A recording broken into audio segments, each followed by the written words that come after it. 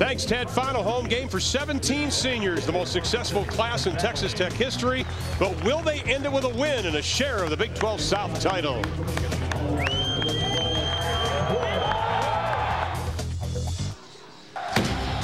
This season's success had the Texas Tech faithful dreaming of a national title. Those thoughts ended last week with the nightmare in Oklahoma. The high-powered Red Raider offense led by the Harold Crabtree combination looked to regroup this week with the Big 12 South title still within their grasp. Baylor football has been revitalized under first-year coach Art Briles and freshman quarterback sensation Robert Griffin. The Bears would like nothing better than to end their season with 2 straight Big 12 wins. It's Baylor and Texas Tech next on Versus.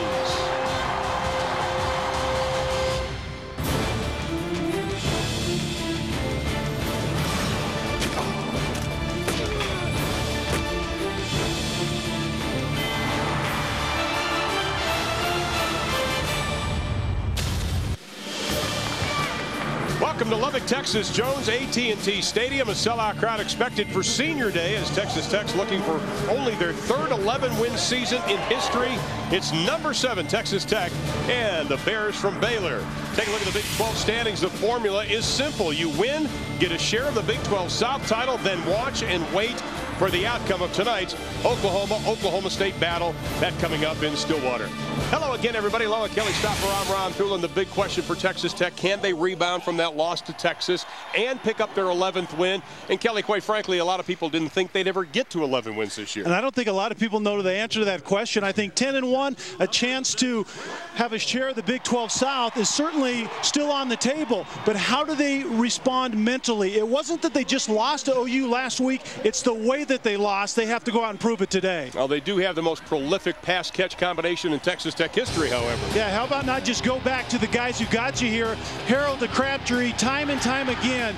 Obviously, Crabtree has that skill set that he can change a game. The big play with Texas right there to win that. But I like Graham Harrell's decision-making, not just in the passing game, Ron, but this year also in the running game. Well, Baylor is headed in the right direction. They almost beat number 14 Missouri. Then 2 weeks ago, they beat Texas A&M in what was their most complete game of the year. Now, Art Briles is concerned they had that week layoff, but he's not concerned about his freshman quarterback, Robert Griffin, the youngest quarterback in D1. Yeah, when you have a big win like that Baylor did, you want to keep playing, but they want to put the onus on their big quarterback right here. You can see the young guy, 25 touchdowns, 14 passing, 11 rushing, not many mistakes, and Art Briles has put the harness on this guy this year, but he's responded well. The offense continues to evolve. This guy's Heisman Trophy watch waiting in 09 and 010. Well, they have their hands full today. They have lost 12 in a row to Texas Tech. Last time they won here in Lubbock back in 1995. Baylor, Texas Tech, next on Versus. College football on Versus is brought to you by Under Armour Performance Trainers, the first performance training footwear at the Sports Authority.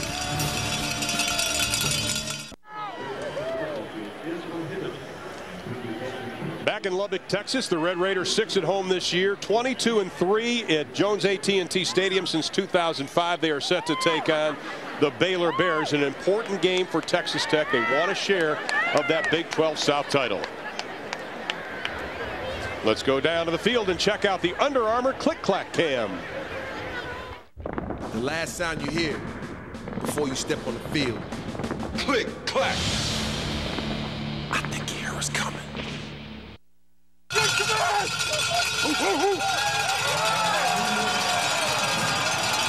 All right, the crowd is ready to go. So are the Red Raiders. The third member of our broadcast team, Craig Hummer, has more on the attitude of Texas Tech. Craig. It seemed as though the national media, guys, was waiting for its opportunity to call out this Texas Tech crew. Well, today, the Red Raiders, as you can hear, this crowd get their chance to answer. I spoke with Coach Leach just moments ago, and while he was respectful of Baylor, what he really said, it's all about Tech returning to what they do well. Now, in the pregame warm-ups, I was with the players. They had that spring in their step. They had those smiles on their faces. In a word, they look loose, guys, and as you know, that could spell trouble for Coach Briles and Baylor. I got that same sense, Craig, talking to the players yesterday and also on the field earlier this afternoon. They're ready to play. Detron Lewis is standing back along with LaRon Moore. And here is Ben Park's kick. And it's going to be a short kick at the 24-yard line.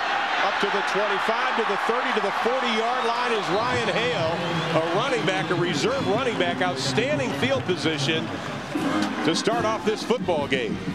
And there we take a look at Graham Harrell. He is #1 quarterback in college football as far as throwing the football. Last week, however, Texas Tech as many turnovers as touchdowns, but he's still the #1 passer in the country. He's still dangerous. Doesn't make any difference. Yeah, and he makes incredibly good decisions typically because he doesn't get a lot of pressure. Very improved up front. I think the biggest difference offensively is the offensive line for Texas Tech. Shannon Woods getting the start in the backfield, the senior out of McKinney, Texas. And Harrell, a quick flare out pass to the right side, able to pick up 7 up to Michael Crabtree, his first catch of the game. Let's take a look at the offensive line of Texas Tech. Took last game personally. Reed, Vasquez, Hamby, all seniors playing in their final game. The skill position people, we're going to see a lot of them today. Woods is going to start, but Baron Batch, their leading rusher. Also, we'll see time at the running back spot. Good 1-2 punch in the backfield. So Crabtree with his 85th catch already of the season. Over 3,000 career yards at Texas Tech, second and short, call it 6.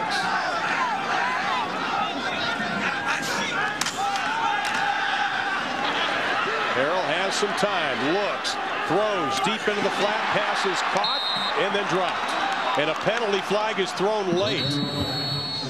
Penalty flag at about the 50-yard line. It was thrown after the call of incomplete.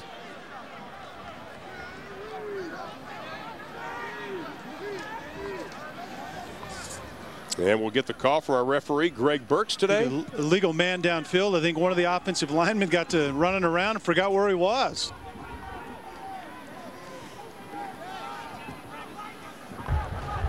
An eligible man downfield, number 67 of the offense. That penalty's declined, 3rd down. Marlon Wynn, the guilty culprit. Baylor defense, they want to give Harrell some multiple looks on that defensive line today. And the line, Leon Freeman, a solid year for the Baylor Bears, leads the DL in sacks. Linebackers, Joe Pavelic, top tackler in the Big 12, All-American candidate. And keep an eye on Jordan Lake, the junior out of Houston, starts at one of the safety spots. He's a tackling machine. 3rd down and 6. Crabtree in the slot, 3 wide receivers left side. Harrell looking left, still looking, has a man. First down, Texas Tech. Inside the 50 down to the 48-yard line to Eric Morris, the man they call Elf. Well, Elf benefits right now from Crabtree. The slot receiver goes inside. 2 or 3 defenders from the Baylor Bears took him, and Eric Morris sits down in that void. And that's what makes this offense so good, is they make the defense play in space, and then their quarterback Harrell makes impeccable decisions. Pickup of 11 on the play. 1st and 10 from the 45-yard line. Just about a minute gone by here in the opening quarter. Baron Batch now in the backfield, and he slips out of the backfield. But Harrell goes deep down the middle, passes incomplete, almost picked off on the play. Trenston Hill had a chance to grab it for Baylor, couldn't get his hands on it. It was intended for Tremaine Swindoll, the redshirt freshman out of Oklahoma City.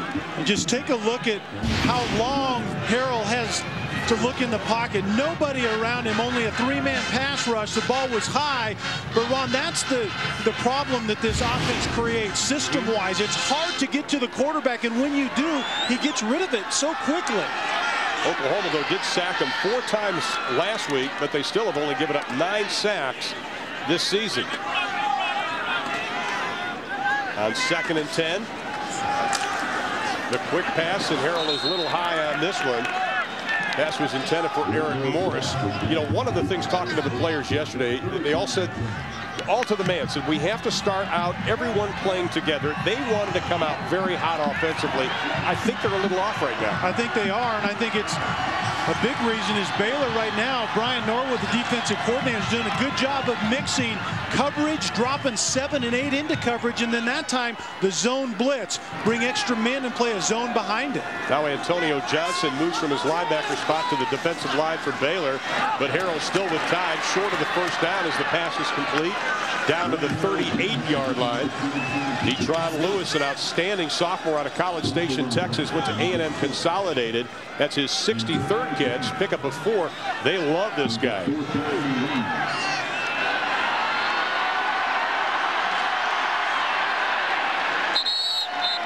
And they just try to get the first down. They had to get inside the 35-yard line, and they've got another first down for the Red Raiders. And you get a little insight to Mike Leach's mindset today. There was no decision whatsoever. First of all, you're in that kind of tweener down in distance where it'd be a tremendously long field goal. Punting, you don't get any field position back, so Graham Harrell mushes it up in there. But that's Mike Leach anyway. He's going to go for it anytime he has a chance. Well, one of the things the defensive coaches from Baylor were saying is have patience. They're going to complete passes. They said we just have to grind it out defensively. 1st and 10, ball's on the 34.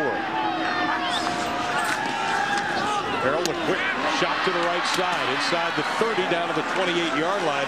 There's that precision pass game, and you go to a practice at Texas Tech, and one of the things, Kelly, is Crabtree with the reception, you see repetition and repetition. We heard that from Sonny Dykes last week at Arizona.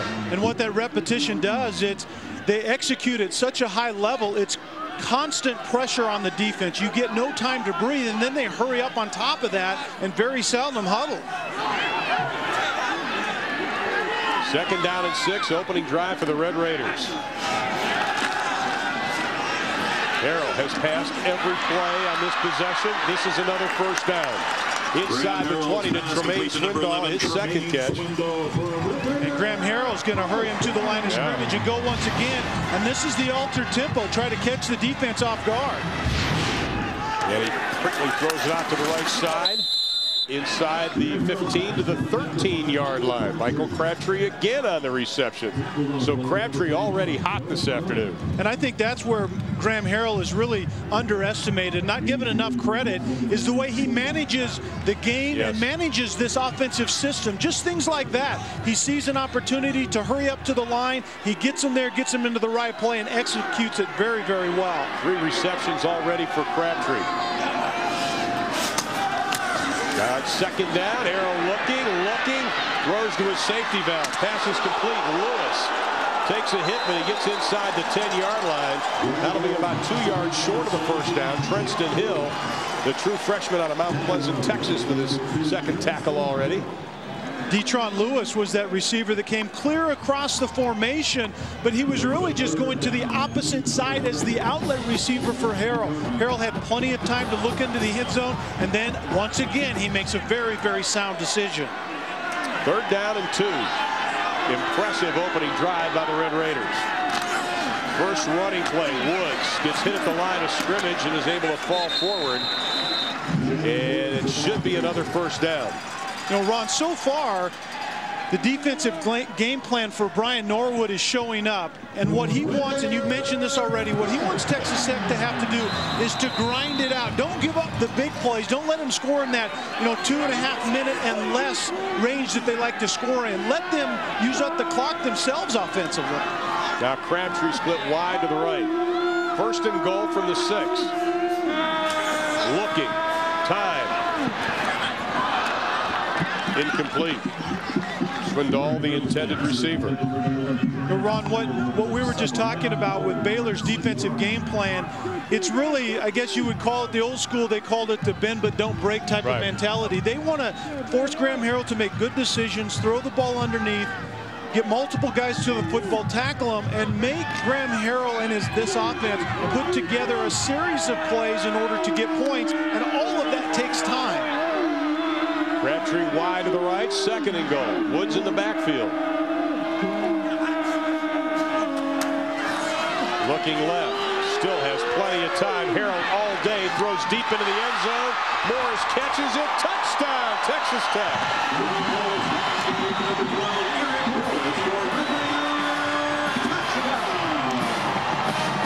He stands 5'8", but he went up about 6'4" on that play. And I don't care who you are, you cannot cover receivers for 5 or 6 seconds at this level. You can see right there the left foot. Eric Morris does a great job of field awareness. Where are you? The back of the end zone, gets his left foot down. But 5 or 6 seconds to throw the football, it's going to be a long day for Baylor. And one of the better stories in college football, Matt Williams with the extra point. Of course, he got the tryout earlier this year, and now he's kicking for Tech, and they lead at 7-0. Well, Texas Tech generally makes you make decisions defensively, and whichever one you make is usually the wrong one. Graham Harrell is great at running this system. It's a simple gesture that symbolizes our spirit and community. It's the pride we feel about our beautiful campus. It's the knowledge we share that our mission of education and service improves the lives of our students and people around the world. And it's a tradition that joins us together in a single voice to proclaim Texas Tech University. From here, it's possible.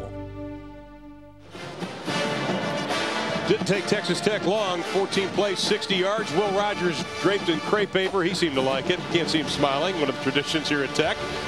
Along with Kelly Stauffer, Craig Hummer, I'm Ron Thulin. Texas Tech leading 7-0. 10:29 left to play in the opening quarter. And I think what was impressive about that for Mike Leach, only 2 plays of plus 10 yards in that 14-play drive. Yeah, and it's all about getting in a rhythm early if you're Mike Leach's offense. And Ron, I think 14 plays, 60 yards, 4.5 minutes is called rhythm early in this game.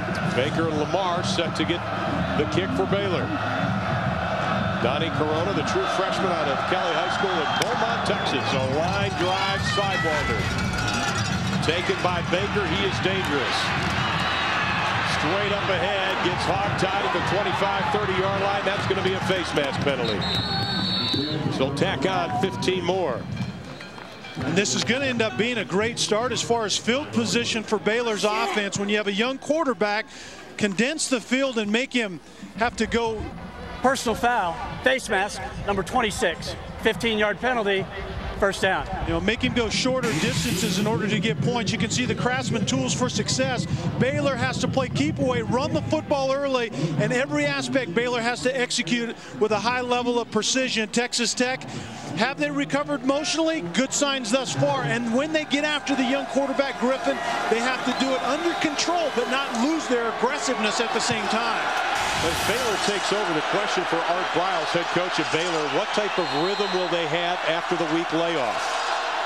Jacoby Jones getting the start in the backfield. He is behind the freshman Griffin. Kendall Wright, a true freshman out of Pittsburgh, Texas. Let's take a look at the Baylor offensive line. Combined 129 starts. 2 tackles, Smith and Gay, the only seniors, and they're good ones. Skill position players, true freshman Kendall Wright, David Geddes. They have track speed, and I tell you, Kendall Wright is outstanding. You will already see what Baylor does. They get to the line of scrimmage, then Griffin, and really the whole offense looks over at Art Briles, who typically calls every play. Griffin's given a little leeway at the line of scrimmage. Here's where he's dangerous, rolling out to his right. Pass is complete to Wright, his first catch. 48th catch of the season for him. Texas defense, containment's going to be tested. All starts with the line. Ratliff, Whitlock, Jones, and Williams. Linebacker spot. Williams, Duncan, and Bird. Duncan is having a solid year right smack in the middle. DBs, Reed making his 3rd start at quarterback. Hyde starting for the injured Daniel Charbonnet, who will not be playing today. Got hit in that Oklahoma game last week. A blindside hit, didn't see it. Told me before the game today, said, you know, I thought I was okay, but everybody kept telling me I was jabbering in the huddle. So he is in street clothes. The running game of Baylor, which has been so impressive this year from years past. Duncan stopping Jones. And Ron, that's the second part and maybe the most important part of how to keep Texas Tech's offense out of the end zone and off the field. You have to run the ball. And we talked to Brian Norwood, the defensive coordinator from Baylor. I said, key number 1, I said, you can't say your offense has to run it for 350 yards. And he said, no, I would like to do that. Now, that's one thing that has improved for Art Briles is this rushing game of Baylor. And that's something they focused on. They needed to improve that to give themselves a chance to win. Well, the template for beating Texas Tech, obviously you saw it last week against OU. If you can just simply out-personnel them, tackle well in space, and also get after Graham Harrell a little bit. I don't know that Baylor has the ability to do that defensively, but the second part of it is you have to run the football. Nebraska did it, took this team to overtime. OU did it and beat Texas Tech last week. Now you saw the yardage. It was short of the first down. And I think this is where Texas Tech's offense influences Art Briles' decision-making. I think you have to go for it in situations like this because you don't want your defense to have to go right back on the field on a short drive by your offense. It is 4th down, less than a yard, and they're going to go for it. Griffin under center. Jacoby Jones behind him. Boy, they're going to have to shove him a little bit harder. I think the spot's going to be a 1st down. Didn't get a whole lot, but he got enough. When we saw Robert Griffin against Nebraska earlier in the year, do you remember on that quarterback sneak? They only needed a yard, and he bounced it up in there and then bounced it outside and took it like 45 yards for a touchdown. That's the kind of athlete that Robert Griffin is. Robert Griffin last year at this time was leading Copperas Cove High School to a state title. He wanted to go to Houston, but when Art Briles got this job, he said, I'm going with you, Coach Briles, and he came up to Baylor. And you know how to build a program today. You go find the most electric quarterback you can, and Robert Griffin is that for Baylor and Art Briles. Guarantee you that. 6'3", 200 pounds, a true freshman, youngest starting quarterback in the country. Ball's on the 41, 1st and 10 for the Baylor Bears. Jay Finley in the backfield. And he's got the football to the right side. Texas Tech closing, but not before he gets inside the 35. Let's check in with Ted Robinson for an ACC update at College Football Central on Versus Studio. Hey, Ron, Georgia Tech put on some display of running in Athens. Roddy Jones here ran for 214 yards. Tech ran for 413 as a team. They completed 1 pass the whole day and still beat Georgia 45-42. Ron? Wow. It's the old school triple option there. We're seeing the new school triple option here with both of these offenses. And you see the wide splits by the wide receivers. Robert Smith at the hashback far left side. Just running the football with Jones. Or check that with Jay Finley. Marlon Williams with the second tackle. Let's check in with Craig Hummer down the field. Craig. Well, guys, going back to the last drive, you know, although it seemed like a foregone conclusion to this whole stadium that Tech would score a touchdown, there was actually an audible exhale from the Tech sideline after Morris scored. You know, Graham Harrell came by every single lineman on the sideline and thanked them for that great pass protection. He had all day. Yes, well, he should. No question. As a quarterback, you appreciate that. You want to have 3 to 3.5 seconds to throw the ball as a quarterback. He was getting at least twice that on most of those drop back passes. Well, let's see if this Tech defense that did not look good last week can stand up to it, and they do there as Finley, the sophomore from Corsicana, Texas, is stood up by Richard Jones, the junior out of Lamarck, Texas. Texas Tech plays a nice game on the line of scrimmage, and I think that's probably the most improved part of their defense is their play on the line of scrimmage. They're active up front, and every defense wants to get pressure with just 4, and Tech does a decent job of doing that. When they can't, they bring a zone blitz, bring a couple extra guys or 2, but they still want to play zone behind it. Now they have 3 on the line and 4. Penalty flag. We got motion against Baylor. That'll go back 5 yards, setting up a 3rd and 12. Griesenbeck, I think, is the culprit.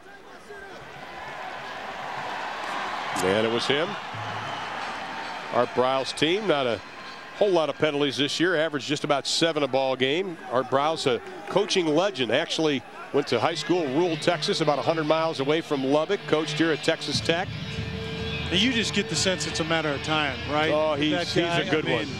You can't underestimate how much he's loved by the Texas High School Coaches Association, D.W. Rutledge's group.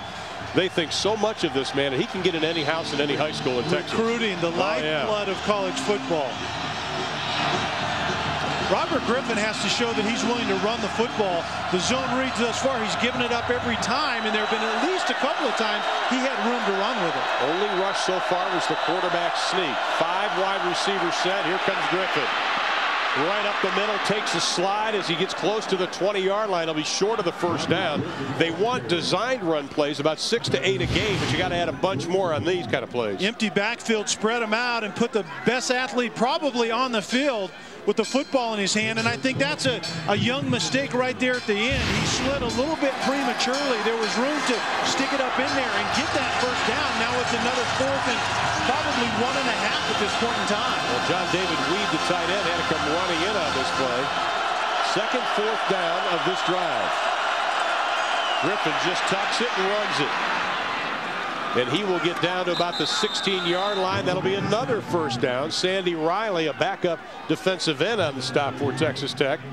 Ron, we saw Baylor earlier in the year, and Art Briles talked about 10 to 12 to maybe as much as 14 designed runs for Robert Griffin, but he's a true freshman. He's still physically filling out a little bit, and they felt like he was getting taxed, so they cut that back. But when he's your best passer, obviously, but your best runner as well, it's hard to take away those touches from him.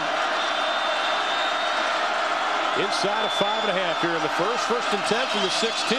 Griffin looks, throws, passes complete to Thomas White, and he gets down to about the 9-yard line. White, the senior out of Plano, Texas. He is now in 6th place in Baylor history with that catch. The former walk-on has had a heck of a career for the Baylor Bears. What Art Briles calls this offense is he says it's alter tempo, and what he likes to do is run it about 60% of the time, pass it 40%, and the running game is very diverse. There's single back, two back a lot. They'll bring in tight ends. The next down, they'll spread you out. It's very difficult to defense and get a game plan and scheme against. Akers and Weed, 2 tight end formation. Straight ahead running. Inside the 5-yard line is Finley. And Baylor on the run. You know, it's funny you were talking about that altered tempo. You talk to Art Briles and you say, boy, you know, you run the spread. He doesn't like hearing that. He does not want to hear the word spread. No, because what he actually has is kind of option veer concepts. Right. They run the zone read from the gun with Robert Griffin in the back and sometimes 2 backs, but they also move their line a little bit, which is far different than the typical zone reads that you see out there. And they run it again. Texas Tech stacking them up at the 2-yard line. This Baylor offense, 26 rushing touchdowns this year. And you say, what's the big deal about that? Well, that's plus 21 from last season. Yeah, that is a big deal. You're right. And what Baylor needs to do right here is they've driven the football. They've possessed it. Graham Harrell, Michael Crabtree, all their compadres are sitting over there on the bench, but they have to finish the drive, Ron. That's the important thing. They have to finish right here. Because field goals aren't going to beat Texas Tech. No, it's not. Never has. Not for the last 5 or 6 years anyway. 2nd and goal from the 1, pushing straight ahead, waiting for the official signal. Nope, they're going to say he was down. The ball pops out, and he'll be probably at the 1-foot line, and it'll be 3rd and goal. Robert Griffin is a tall, lanky guy who's still filling out, and they're getting a very good push up front. And you can see it's not where his helmet or shoulder pads as that pierced the end zone there, but it's where the football is, and that football was back a little bit. But 3rd and short, I don't think they mind this drive continuing and the clock's running. Not a bit. How about we've played just about 12 minutes here in the, actually 11.5 minutes here in the first quarter. Each team's had the ball only once. Baylor would take that all day long. Absolutely they would. Art Briles, I think, maybe negotiated that up front. He said, his old friend Mike Leach, how about we each have 1 possession a quarter and see who wins? Yeah, there you go. Now the replay booth wants to look at it just to make sure that he didn't get in. What do you think, partner? Did he get that in? I thought his head got in, but not the football. Yeah, I'm agreeing with you. That's a tough call, but they're going to take a look at it. It looked like the ball, he was carrying it almost behind himself. Yeah. He kind of got caught almost below his waist a little bit. It's not about where he goes, it's where the ball goes. Actually, I think that little movement right there where the ball showed a little bit could have pierced it, and it's just piercing any part of that white line going into the end zone. The ball doesn't have to completely get across the end zone. Well, we've seen Baylor run the ball successfully against this Texas Tech defense. Opponents had their first 3 100-yard rushing games in the last 2 contests against Tech. They've been giving up yards on the rush. And I guess we're going to get the word on this, or they're just going to play. I guess it was confirmed. Aren't we supposed to be told it was confirmed, or are we just a guessing game at this point? I think we'll guess. I think it will be. Art Briles is saying what you guys decide too. He didn't get the word. Well, this is the 14th play of the drive, and that's what Texas Tech had on their opening drive. 3rd down and goal inside the 1-yard line. Tech leading Baylor 7-0. Finley and Sims in the backfield.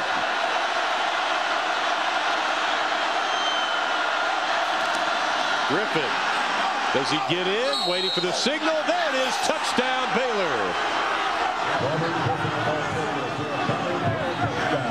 About a 14-play drive for Texas Tech. You come back and say, hey, we can do that too. I'll match you 14-14. That is the 12th rushing touchdown for Robert Griffin. Only player in Baylor history to have better than 10 rushing and 10 passing touchdowns.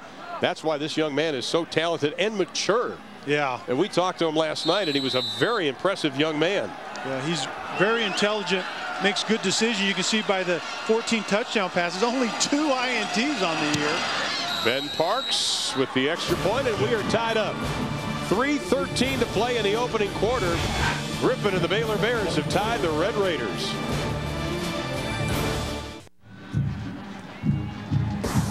Tuesdays and Thursdays Versus is stirring the soup with the new original series Sports Soup, hosted by comedian Matt Iseman, featuring the week's best highlights, lowlights, and everything in between. We're covering the coverage with a hilarious show that sports writes. Sports Soup, all new every Tuesday and Thursday at 10, right here on Versus. You are hilarious, but I do not want to see you on that show, because that means I would be on that show. That's exactly right. This is our last game, so hopefully we can make it through. There's Robert Griffin. 14 plays, 57 yards, took 7-16. Ron Moore back for Texas Tech. This is Detroit Lewis, though, gets it. Looks for the wall on the left side. Slips one tackle as he gets up to the 23-yard line. Tackle was made by Earl Patton. Tied at 7. 3:06 to play in the first.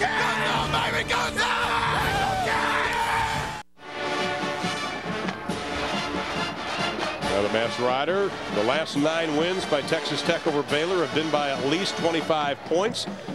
And the Baylor fans, though, love what they see so far. Tied at 7. 3:06 left to play in the opening quarter. Both teams 14-play drives. Graham Harrell, the senior out of Ennis, Texas. His dad is a high school football coach. His grandfather was a high school football coach. He's one of those what they call film rats.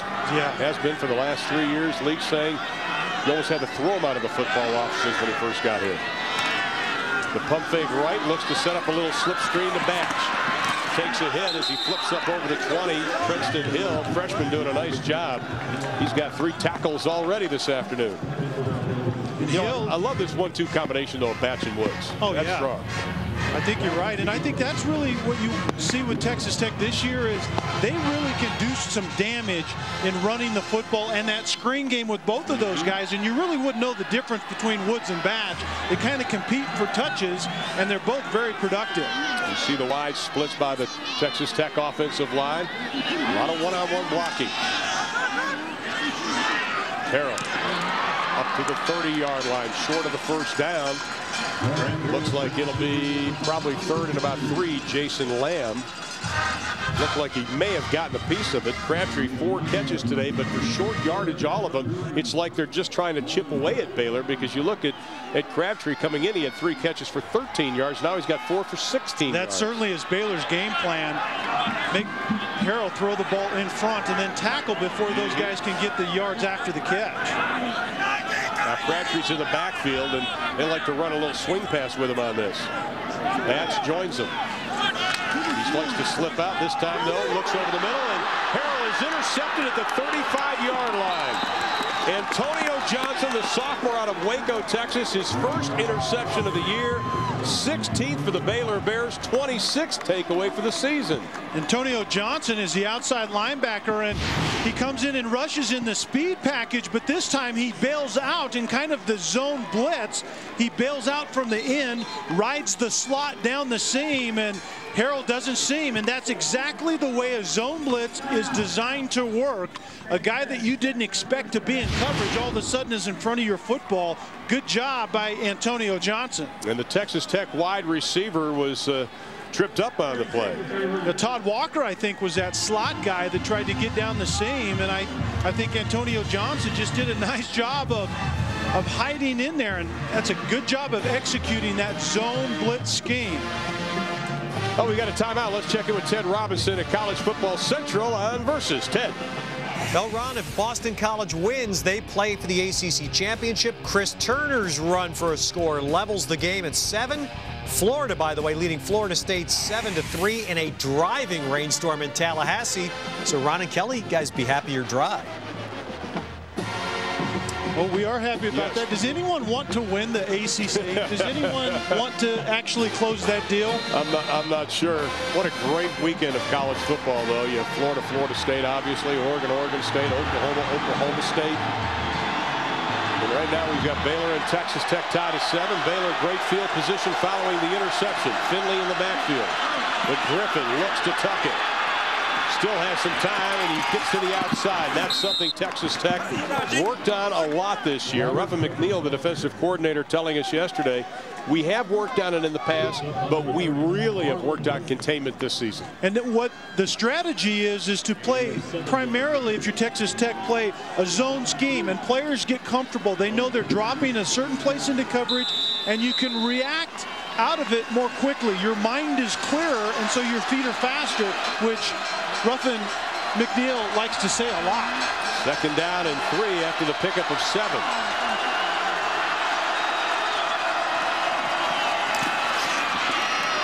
Finley breaks a couple of tackles as he gets down to the 20-yard line.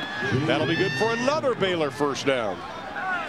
Craig Hummer, what do you have for us? Well, quite the difference on the sideline, guys. I was just over on Baylor, of course, after that score. Excitement. Every single one of the coordinators came by the players and said, this is how we wanted to start this game. Keep it going. Meanwhile, I'm now on the Tech sideline. Mike Leach just had some choice words for his offense. He told them, you guys need to play like it's Wednesday practice and make it the best one of your lives. Take a look at the scoreboard. That's all they have to do. This is the Baylor first half we saw against Nebraska. Griffin on the handoff, another straight-ahead running play. And they are really just going right at that Texas Tech defensive line. And Ron, this is what makes Baylor's running game a little bit differently. This is the veer-type concept. Movement up front, the pulling tackle, the back slides up inside right there, Ray Sims. That's what Baylor does that's a little bit different than the other people out of gun running that zone read scheme. Well, they rushed for 269 yards versus A&M. That's a record for Baylor in a Big 12 game. And they're racking up the yards here this afternoon. 2nd down and 2 from the 13. Griffin keeps it on. He's got daylight and 6.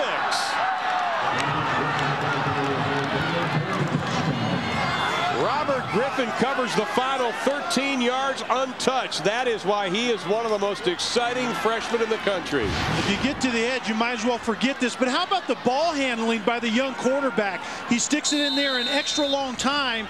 And Dixon, number 43, has contained. He thought the running back had the football. That's an option quarterback right there that can get around the corner in a heartbeat. Well, he is number 6 as far as rushing quarterbacks in the NCAA as we have penalty flags thrown. 7 seconds left in the opening quarter. We talked at the top of the show about a possible hangover for Texas Tech. Prior to the snap, false start, 63 of the offense. 5-yard penalty, retry. And Ron, what I think the important thing is what Craig Hummer talked about. Tech came out and they seemed emotionally sound. But I think it's when the adversity sets in a little bit in a game where you actually get a gut check to see if you're here to play football or not. And I think it's still a question mark if you're Texas Tech. Well, now Ben Parks is going to have to make this almost a 25-yard field goal, the extra point. Good snap. And it's no good. He had missed 4 extra points coming into today. In fact, he was 0 for 1 from this distance in field goals. He misses the extra point, and the lead is only at 6. It's interesting how the little things make a big difference. And right there, it just looked like he pulled it just a little bit at the swing through, but that penalty, we'll see how it plays out. But the ball handling, Griffin keeps it in there extra long. Defender Dixon loses contain, and then once Griffin is to the edge, forget about it. And that was well designed anyway, but Griffin is going to get his yards when he has some green grass in front of him. Robert Griffin, 2 touchdowns already today. And Art Briles has got to be happy. And Graham Harrell, who Mike Leach telling us yesterday he took last week, he took the loss quite well. He said, I really think that he played well for 2.5 quarters. Because he wanted that game last week. They all did, but they just tried, according to Mike Leach, he said they just tried too hard. We got out of our comfort zone. Now they find themselves down by 6. Lewis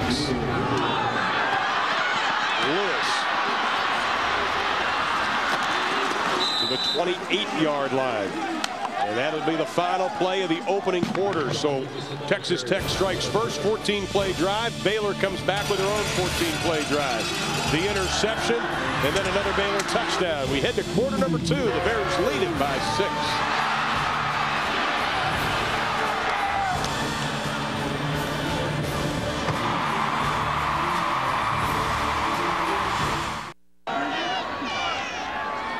We begin quarter number 2. Texas Tech with their 3rd possession of the football game. The first ended in a touchdown. The second an interception. Graham Harrell has been running the spread since high school. Takes over 1st and 10, 28-yard line.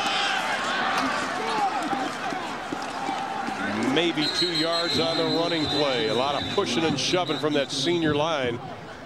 This is a line that's really come together. Matt Moore has done a nice job as the offensive line coach for Texas Tech. He said he's defined the roles of these guys, and they need to step up today because they played out of position, Coach Leach thought, last week. They need to get that together today. Yeah, they were trying to do too much last week in the most basic things in this offense, and really they started to go in hyperdrive, and it didn't go very well for them, obviously. Not a good first down play, but this offense is explosive, and here goes Harrell again. Looking to throw. The deep out into double coverage. Pass is caught. Michael Crabtree. How did he come up with that football? The hand-eye coordination, keeping your eyes on the ball, but how about the misplay by Trenton Hill, the safety coming over the top, which he has time to do right there, but you have to make a play on that football. But Crabtree, you see, doing the little things right as a receiver. Yes, great skill set, but he catches the football incredibly well. Pickup of 18, the biggest pickup of the game. Here's Crabtree in some space. Inside the 45 to the 44-yard line, sending it back to Ted Robinson at College Football Central on Versus Studio. Ron, Tim Tebow engineering things again for Florida. Tebow to Aaron Hernandez, 7 yards for a score. Florida 14-3, and Alabama's up 3-0 on Auburn after the first quarter, Ron. All right, another great rivalry game. And here's Harrell, a little shovel pass. Getting inside the 45 down to the 44-yard line. And after that last catch, Michael Crabtree went to the sideline and was hobbling a little bit. Crabtree caught the short pass, and then it's the yards after the catch, but it looks like he gets rolled up on at the very end. It looked like an ankle. It's really hard to tell, but obviously that would be a huge development. And Harrell to Michael Crabtree is a huge chunk of this Texas Tech scheme. 6 catches, 48 yards. He's the all-time leader as far as yards. Took over from Wes Welker for the first 2 years, over 3,000. 3rd down and 3.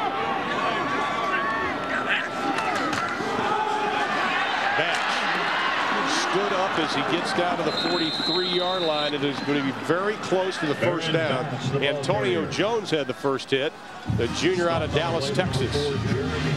And Ron, I really like what Baylor's doing defensively right now, because what they're doing so well is they're transitioning out of pass coverage to run defense and vice versa, and that's very hard to do when Texas Tech spreads you all over the field like they do. There you see Brian Norwood left Penn State after 9 years as the defensive back coach. He actually coached here at Texas Tech back in 2000, was a DB coach. His son Jordan is actually at the game. He's a wide receiver for Joe Paterno's Nittany Lions.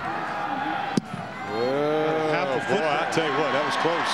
Yeah. 1st and 10, Texas Tech at the 45-yard line. Ron, but in the meantime, Baylor's making them grind it.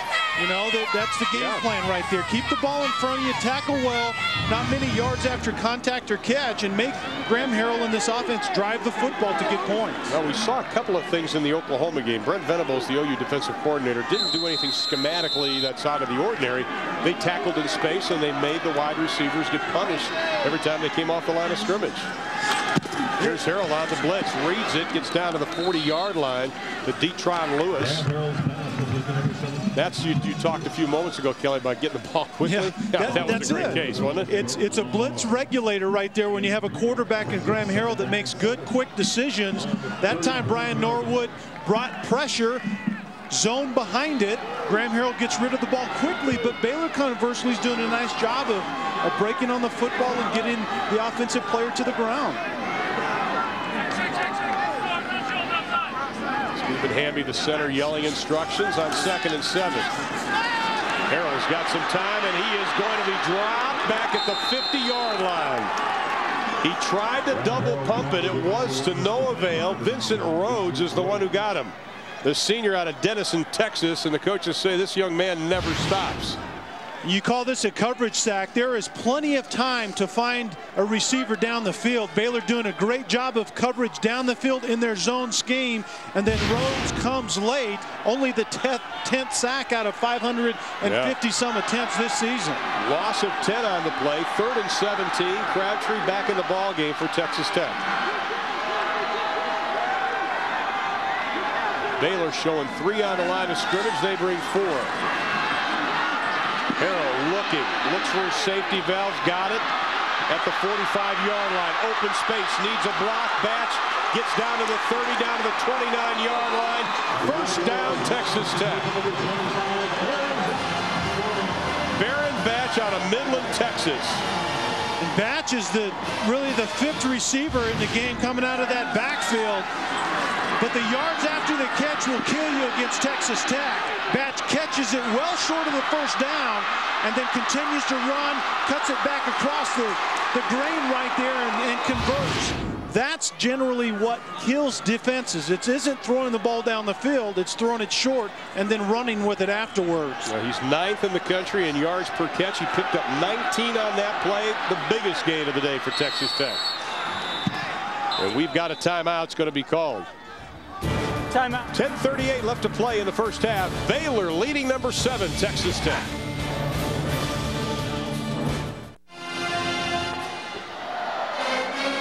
Texas Tech wins. They will get a share of the Big 12 South title with a chance of getting the chance to play for the Big 12 championship if Oklahoma would lose to Oklahoma State tonight, because they've got the tie break with Texas. That's a mouthful. That is a mouthful. And it's 1st and 10 from the 30-yard line now for the Red Raiders. Harrell looking across the middle. Has his man at the 25-yard line. Adam James with the reception, his 14th of the year. Ron, what Texas Tech does a lot in their scheme is they run crossing routes, but really they get the best of both worlds. If it's man-to-man coverage, crossing routes are great to have, but if you have receivers that will adjust versus a zone and a quarterback that's on the same page with them, you essentially get the right play regardless of what the coverage is. Pickup of 5 on the play. Out to Morris, tries to get the first down, backpedals a little bit. They'll be short of the first down. Coming up at 7 o'clock Eastern, Oregon State load up for their annual Civil War. An Oregon State win puts the Beavers in the Rose Bowl for the first time in over 40 years. The upset-minded Ducks want to shatter their rivals' dream season. A Pac-10 primetime showdown tonight on Versus College Football. I'll tell you what, that's going to be a heck of a game. Jaquiz Rogers probably not going to play. Lyle Moivau is expected to play for Oregon State. 3rd down and just a yard. Crabtree gets tripped up, and he's going to lose yardage as Jeremy Williams does a nice job of submarining him, the junior out of Carter High School in Dallas. This is a good job by Baylor once again, coming out of pass coverage and breaking on what essentially is an extended running play. That's what Texas Tech uses that screen game for. But right now, Mike Leach once again saying, you know what, I bet on my offense. I'm going to do it again right here. 4th down and 2. They've tried one already this afternoon. They've been successful. Baylor comes with 4. Harrell completes the pass. Crabtree inside the 15 down to the 11-yard line. Once again, that quick release, and Crabtree with a catch, his 8th of the ball game. Well, if you're Baylor and Texas Tech's going for it 4th and 2, you can't give him the first down just by catching the football. And that's what Baylor did right there. You have to get up there in tighter coverage, and Baylor didn't execute the coverage very well on that play. He only had 6 receptions for 61 yards versus Oklahoma. He's got 8 already in the first half. Harrell showing plenty of time again. Dumps it down to Woods. He is stood up right at the 8-yard line by Jake Lamar, the senior out of Bedford, Texas. First player in Baylor history to play 47 games. He's a former high school quarterback and walk-on, and he's had a stellar career for the Bears. Well, it's interesting watching Texas Tech from this vantage point is they put so much pressure on the defense. There's always an outlet for Graham Harrell. That's why you hardly ever get to him. He knows he has a guy to throw it immediately to if he feels any pressure whatsoever. 2nd down and 5 from the 7. They can get a first down.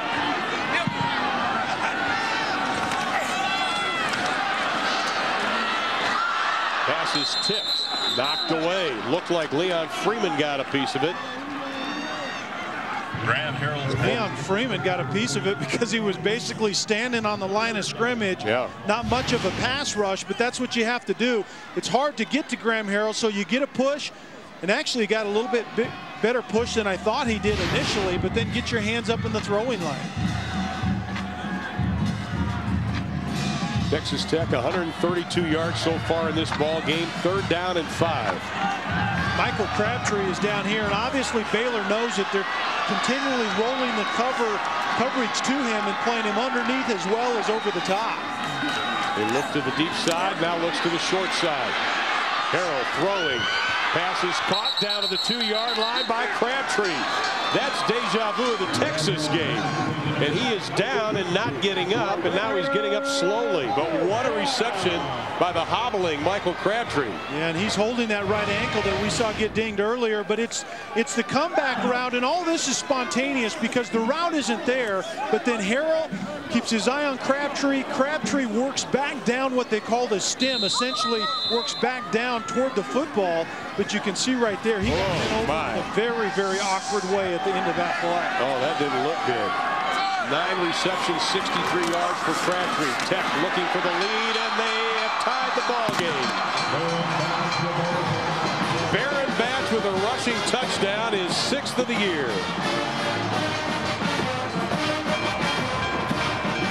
But how big of a loss is it going to be if Crabtree can't play the rest of the game? Well, one thing that Mike Leach talks about, Ron, this year is they feel that they have quality depth in the receiving corps, and this may test it because obviously Mike Crabtree is that go-to guy that Graham Harrell looks to, just like he did on that play before. But if he's out of there, that depth is going to have to show up in a big way. Matt Williams, a sophomore out of Weatherford, Texas, made his debut as a kicker against Kansas, kicked 9 extra points in that ball game. The chance to give Texas Tech the lead, and he does. 16 plays, he covered 7 minutes and 49 seconds. Michael Crabtree with a big catch, and Texas Tech has the lead by 1.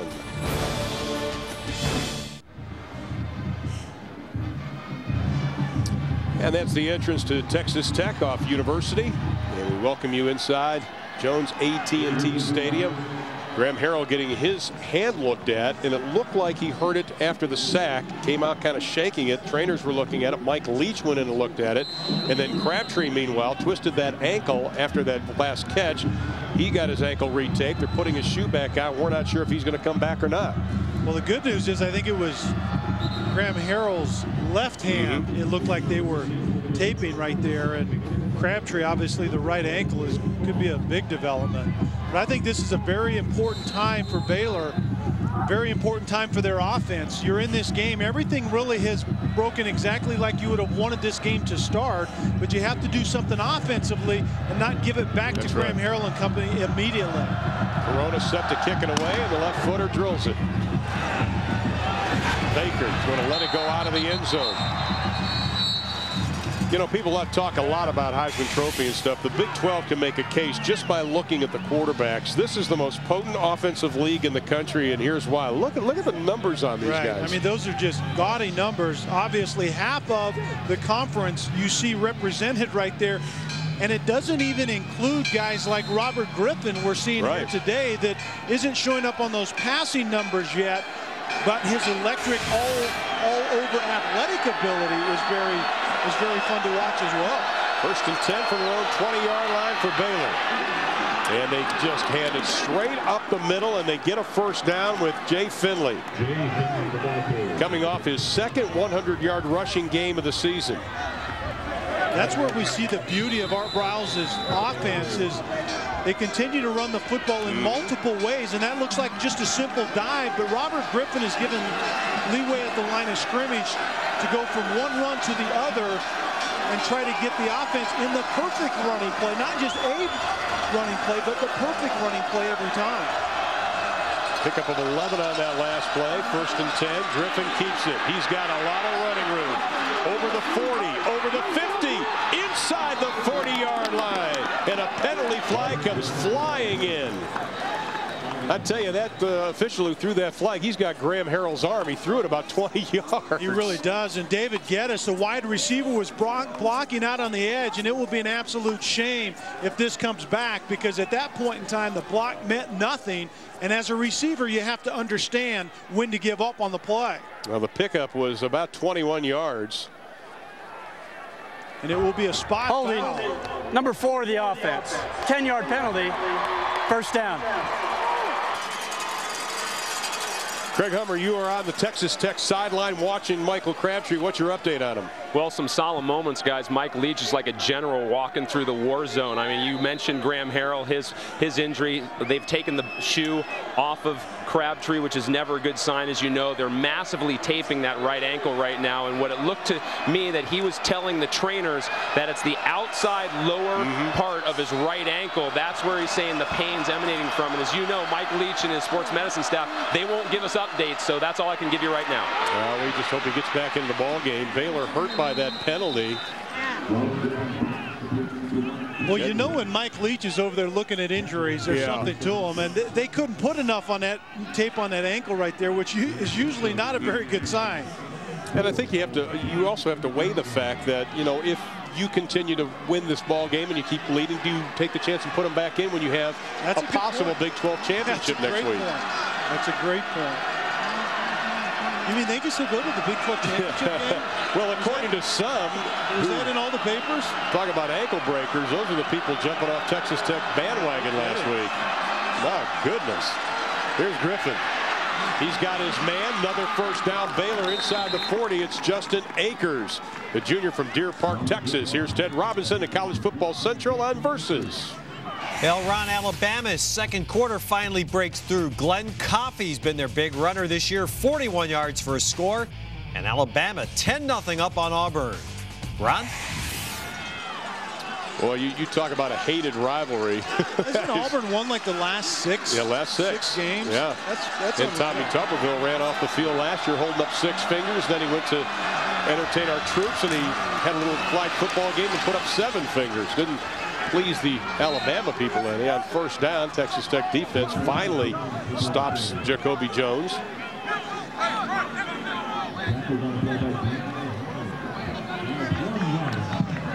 Robert Griffin, of course, also a 400-meter hurdler. Gets out of high school last December. What's he do? He wins the Big 12 title in the 400, then he finishes 3rd in the NCAA. And his high school class hadn't even graduated yet. 2nd down and 9. Empty backfield for Griffin. 3-step drop. Looking to tuck it. And he does. The pump fake as he's shoved out of bounds at the 33-yard line. He didn't have to hurdle anybody there, but let's take you back to earlier this spring. Here is Robert Griffin, an outstanding hurdler. But watch as he's leading with one leg, but then in the Nebraska game, when we had a couple of weeks ago on Versus, he was being chased out of bounds, and he shows his versatility by leading with the other leg. This time goes over with the left leg. How about the little shuffle right at the end? Yeah. Shrug of the shoulders and get back after it. I can't wait to see this young man play for the next couple of years. Closing in on 4 minutes to play in the 1st. 3rd down and 3 for the Bears. Again, empty backfield. This time Griffin throws it into the flat. Pass is caught at the 27-yard line. Thomas White on the reception. And Ron, that is the biggest difference that I see in this Baylor offense today versus when we saw them a few weeks ago against Nebraska, is the accuracy of Griffin. I mean, their passing game is essentially an extension of their running game. It's very precise. It's underneath type stuff, but you have to be accurate and give your guys a chance to run with it. And Griffin is absolutely playing a very, very clean game in that manner. 154 yards for this Baylor offense, 139 for Texas Tech. 1st and 10 from the 27-yard line. The running game, Jay Finley blasting over the left side. He gets another first down. Moments ago, we've been told Michael Crabtree has been taken off the field in a cart. That is not a good sign. Meanwhile, Baylor continues to rush the football successfully. And there's the key right there. How do you stop Texas Tech's offense? Your own offense has to rush the football. Nebraska was effective at it. Nevada was pretty effective at it early in the year. And obviously last week, Oklahoma was very, very efficient at it. And Baylor is having a great start today. This veteran offensive line of Baylor doing a great job. 1st and 10 from the 16. 3:07 to play in the half. Maybe a pickup of 3 by Jones on the play. Ryan Duncan with his 2nd tackle of the ball game. And I think Art Briles looks up at the clock and says, if I can take the final 250, I'm sitting in pretty good shape here. Let's score with about a second. Go into the halftime locker room with that good taste in our mouth. And Texas Tech having the emotional scars from last week may start to boil over just a little bit. Baylor 0-4 on road games this year. They've lost 8 straight road games, 10 straight road games in conference play. This time Texas Tech defense up to the challenge, allowing only about a 1-yard pickup by Finley. You know, Ron, back in a few years ago, offensive football, when you got down into the red zone, what you really wanted was a big go-to tight end. A big guy that could run routes on defensive backs.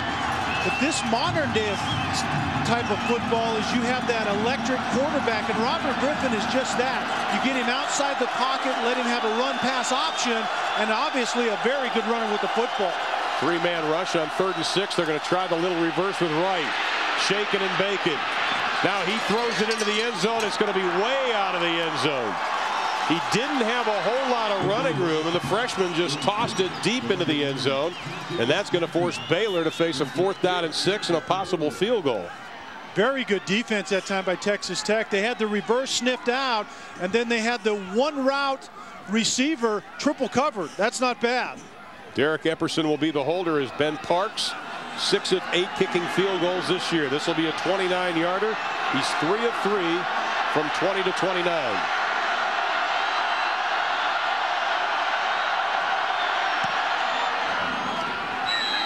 And it is no good. They've missed an extra point, and now they miss a field goal. Baylor, an impressive drive. It's going to come up short. Ben Parks cannot split the uprights. 1:39 to play in the half. Tech with a 1-point advantage.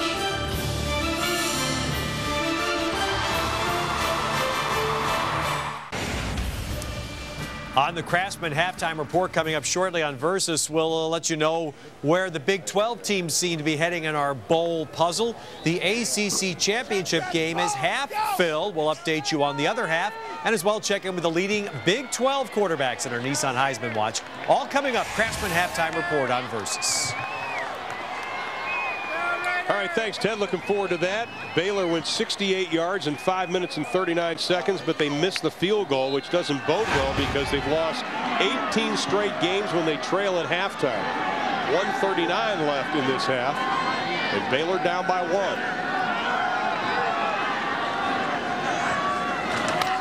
No Michael Crabtree. Harrell just puts it on the ground. Up to the 23-yard line. Now, this reminds us of last week, Justin Cahute at Oregon State, who missed an extra point. His teammates went over and coached him up a little bit, and that's what they're doing to Parks. Saying, hey, man, we're going to need you. Don't worry about it. Baylor has called a timeout with 1:31.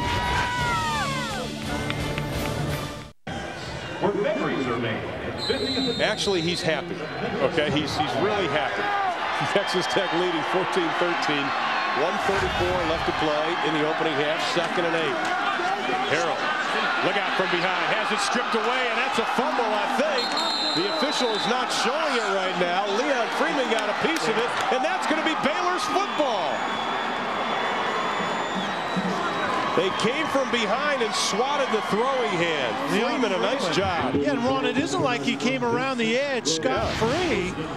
Harrell once again, about 4 seconds, but Freeman keeps fighting, sees the hand go out, strips the football. The question was whether his arm was coming forward right there. Mike Leach is on the field trying to talk to the official. I'm not so sure about that.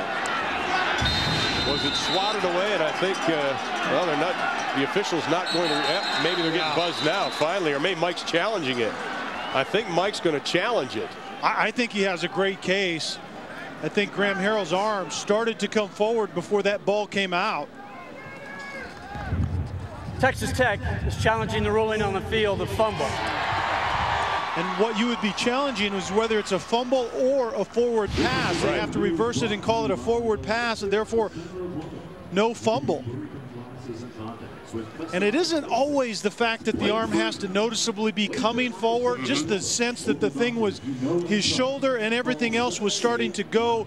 It isn't going back, it is going forward. I think they have a legitimate case. Well, it was interesting because the officials, I think they did a great job in not making a quick call on the fumble, and that's kind of their procedure to do that. I didn't see a beanbag get tossed or anything, and they were waiting on it. And I think they made the decision. That's the quickest replay we've had this year. Are they going to tell us about it this time? After review, the ruling on the field is confirmed as fumble. Wow. Texas Tech will be charged a third and final timeout. Well, they sure didn't look at it very long. They sure didn't, and that usually means a quick, confident decision. But Mike Leach is saying, you know what, that doesn't coincide with what I just saw on the Jumbotron here in Jones AT&T Stadium. But nonetheless, Baylor has another great opportunity. They've already left 4 points on the field. They need to take full advantage of it here. Well, Baylor has 1 minute and 27 seconds to work with. Wow, I don't know about that. I'm kind of surprised at that, too. I mean, I'm impressed with the officials and the replay people all through the year, but I just didn't see it right there. Well, the officials are saying now that the hand came forward empty. That's why they said it was a fumble.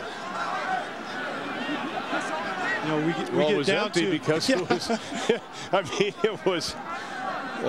We get down to what constitutes a throwing motion, because the shoulder and the elbow sometimes are going to lead the football, but it doesn't mean that the throwing motion hasn't started forward. Yeah. The question is what constitutes going forward, and I think that's debatable at the very least, and Mike Leach still isn't buying it. Well, it was empty because it was hit. And Mike's pointing back up at the scoreboard saying, look at it again. Coach Leach needs to understand you don't get a challenge it twice. And Once and done. Loses a timeout, too. But was the ball in the hand when things started to go forward? I saw elbow and shoulder starting the forward movement, and whether the ball was coming forward or not obviously was the question. I didn't see it the way they called it. Well, now the officials are discussing the last flag that was thrown. There was a lot of motion, it looked like, on Baylor's side. Mike Leach not happy. He's standing on the field inside the 20. And don't. Oh, here we go. Prior to the snap, false start, 61 offense. 5-yard penalty, first down. This Wednesday Versus unloads with 2 big events in one night. Versus the WEC Bantamweight Championship. Miguel Angel Torres hasn't lost in 5 years. Defends his title against the undefeated #1 contender, Manny Tapia. Then for the first time on Versus, the return of the contender. 16 fighters, 16 dreams. The contender Wednesday right here on Versus, starting at 8 o'clock Eastern time. Griffin throws out in the flat. Passes caught by Geddes. He's got running room. Tiptoeing down the sideline, but he is going to be marked out at about the 13-yard line. Jamar Wall pushed him out. Take a look at Dan Gay, number 71, the big tackle getting out, and he's going to be the lead blocker. Essentially becomes a kick-out blocker. That is exceptional for a big man at almost 300 pounds. Get out there and throw a block like that. That's fantastic, young man. Second down and 9. 1:20 to play in the half.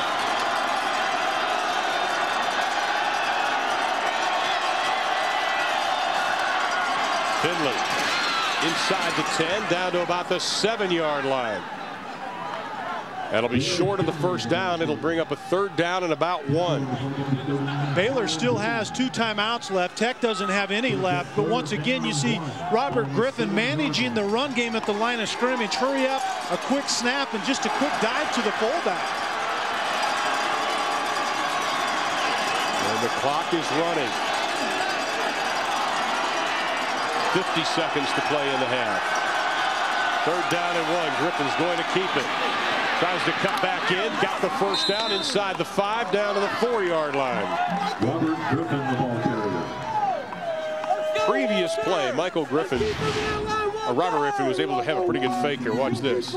Just the little nuances. The one thing that's kind of an art that is going by the wayside when developing quarterbacks is the art of ball handling. A simple little thing like that, you don't realize how much the defense, especially the linebackers, are influenced by little nuances like that. Great job by Robert Griffin. This time he keeps it, and he is going to be dropped for a loss of about 2. And Baylor's going to call a timeout with 19 seconds left. Ron Bird on the stop, the sophomore out of Odessa, Texas. Stay tuned at halftime for the Nissan Heisman Watch. We'll have his picks. I mean, Kelly's got yours. Is there any reason not to just say, let's put about 3 or 4 of the Big 12 quarterbacks up there and see which one wins? Well, I want to look at your picks because it should have, because you have the most, once again, the high-powered offense of the Big 12. I'm kind of surprised, though, that Michael Crabtree hasn't also joined those 4, or would you put him at number 5? I would probably put him at number 5, and he's not in this group because his quarterback's up there, and I don't think you have 2 from the same team. But I give it to Colt McCoy if we had to vote today. But Bradford, incredibly efficient. But look at Tim Tebow kind of sneaking up. And what you have to have, if you're a legitimate Heisman contender, is the context in which all of that has to happen. I mean, your team has to be in the hunt, and Tim Tebow has his team in the hunt for a national championship. I think you make arguments for all of them. Colt McCoy, who got dinged up a little bit yesterday or on Thursday with that big win over Texas A&M, has done a great job this season. I mean, it ought to stay in the Big 12, frankly. I agree. There's no question about that. And it's not just because we're in the Big 12 today. I think those 3 quarterbacks from the Big 12 put up numbers that are Heisman-like, and all of their teams are figuring into the national picture. Second down and 6, or second down and goal from the 6. 20 seconds left to play in the half. Griffin looks, is hit, spins away, still on his feet. Now he's got some room. Inside the 5, looks for the goal line, fumbles the football. Texas Tech doesn't get it. They throw it out of bounds.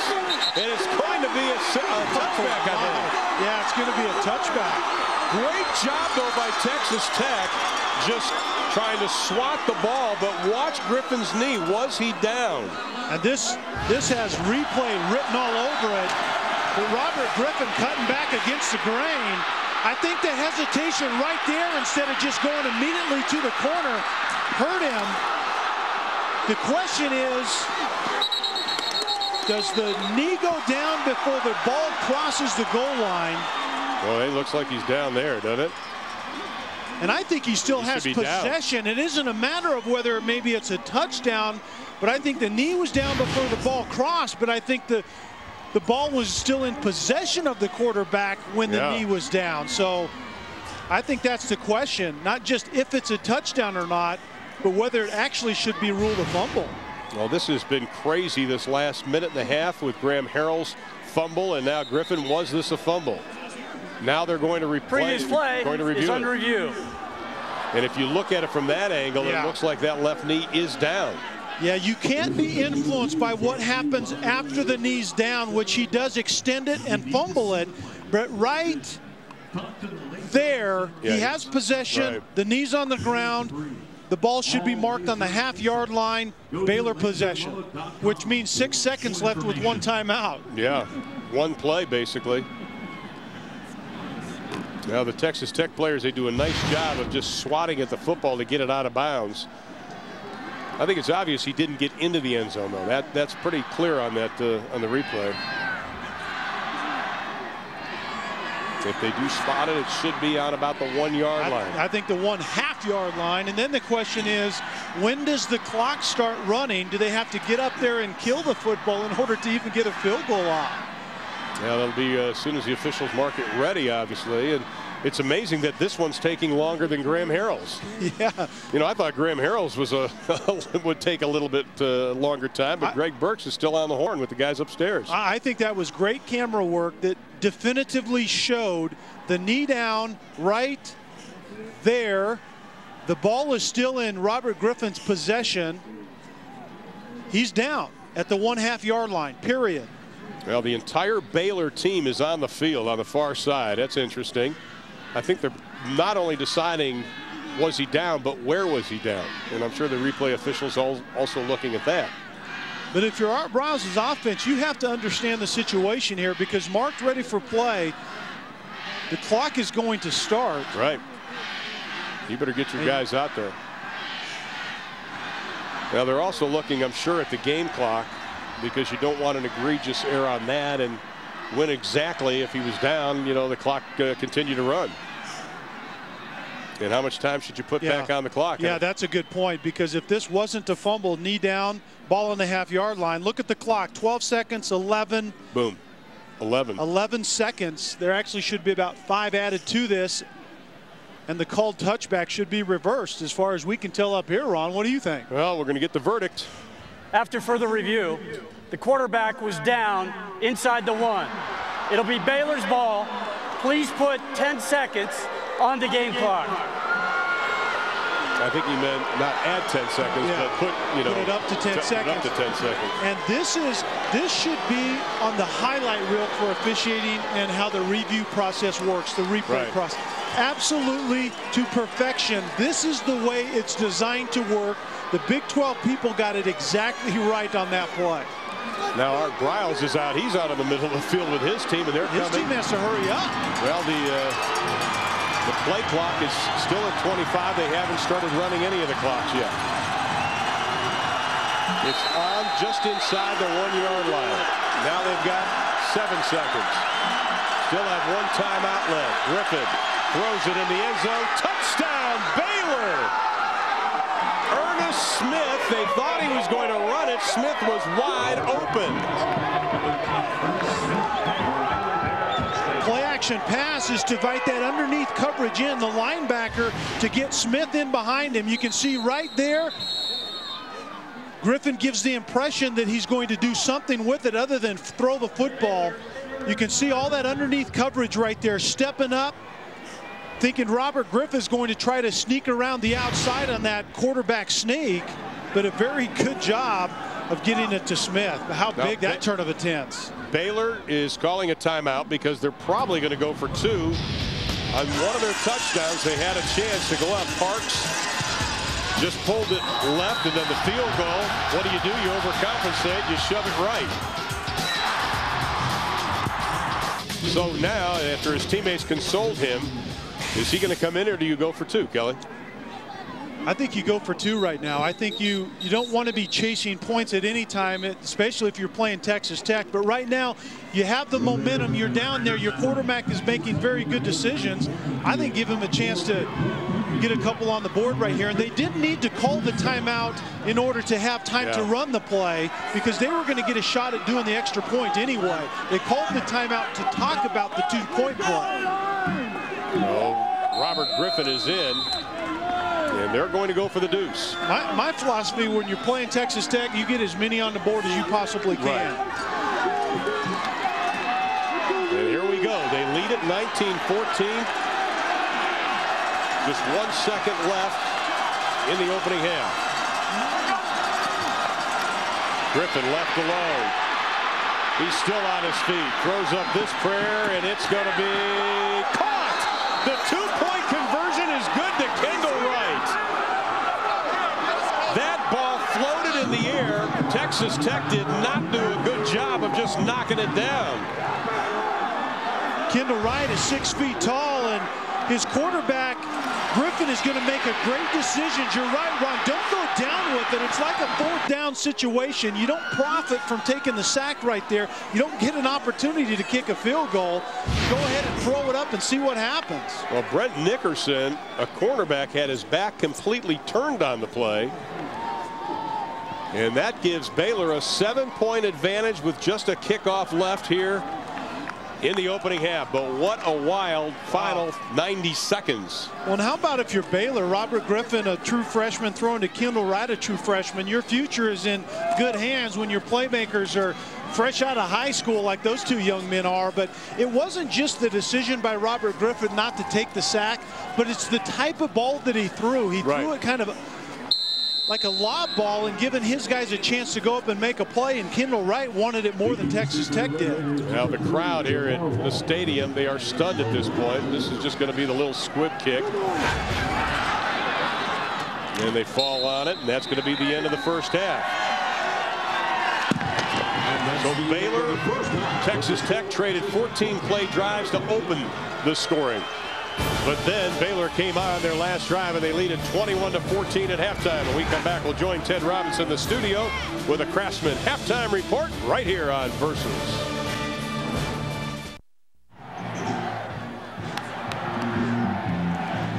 Baylor Bears score with 1 second left in the second quarter. They lead Texas Tech, the number 7 team in the country, 21-14. Lola Kelly Stoffer, I'm Ron Thule. On top of our show, we were wondering whether or not that this Texas Tech team would have a hangover after that tough loss last week to Oklahoma. I'd have to say it's fair to say that they were very lethargic in that first 30 minutes, especially offensively, the Raiders were. Yeah, they came out and had that great start, the touchdown in the 14-play drive. But I think it's when adversity sets in, when you're tested, when your mental state, I think, comes into play, and I think the question still looms out there. Well, Baylor's taking advantage of it, especially their freshman quarterback, Griffin. He has been just short of outstanding. And watch the ball handling is what I'm impressed with. You can see the deep ride, stresses the defensive end, and then the athletic ability to get out the end, and then the Brett Favre-like play-action pass right there, and then it's the maneuverability, the athletic ability, makes people miss, makes a great play.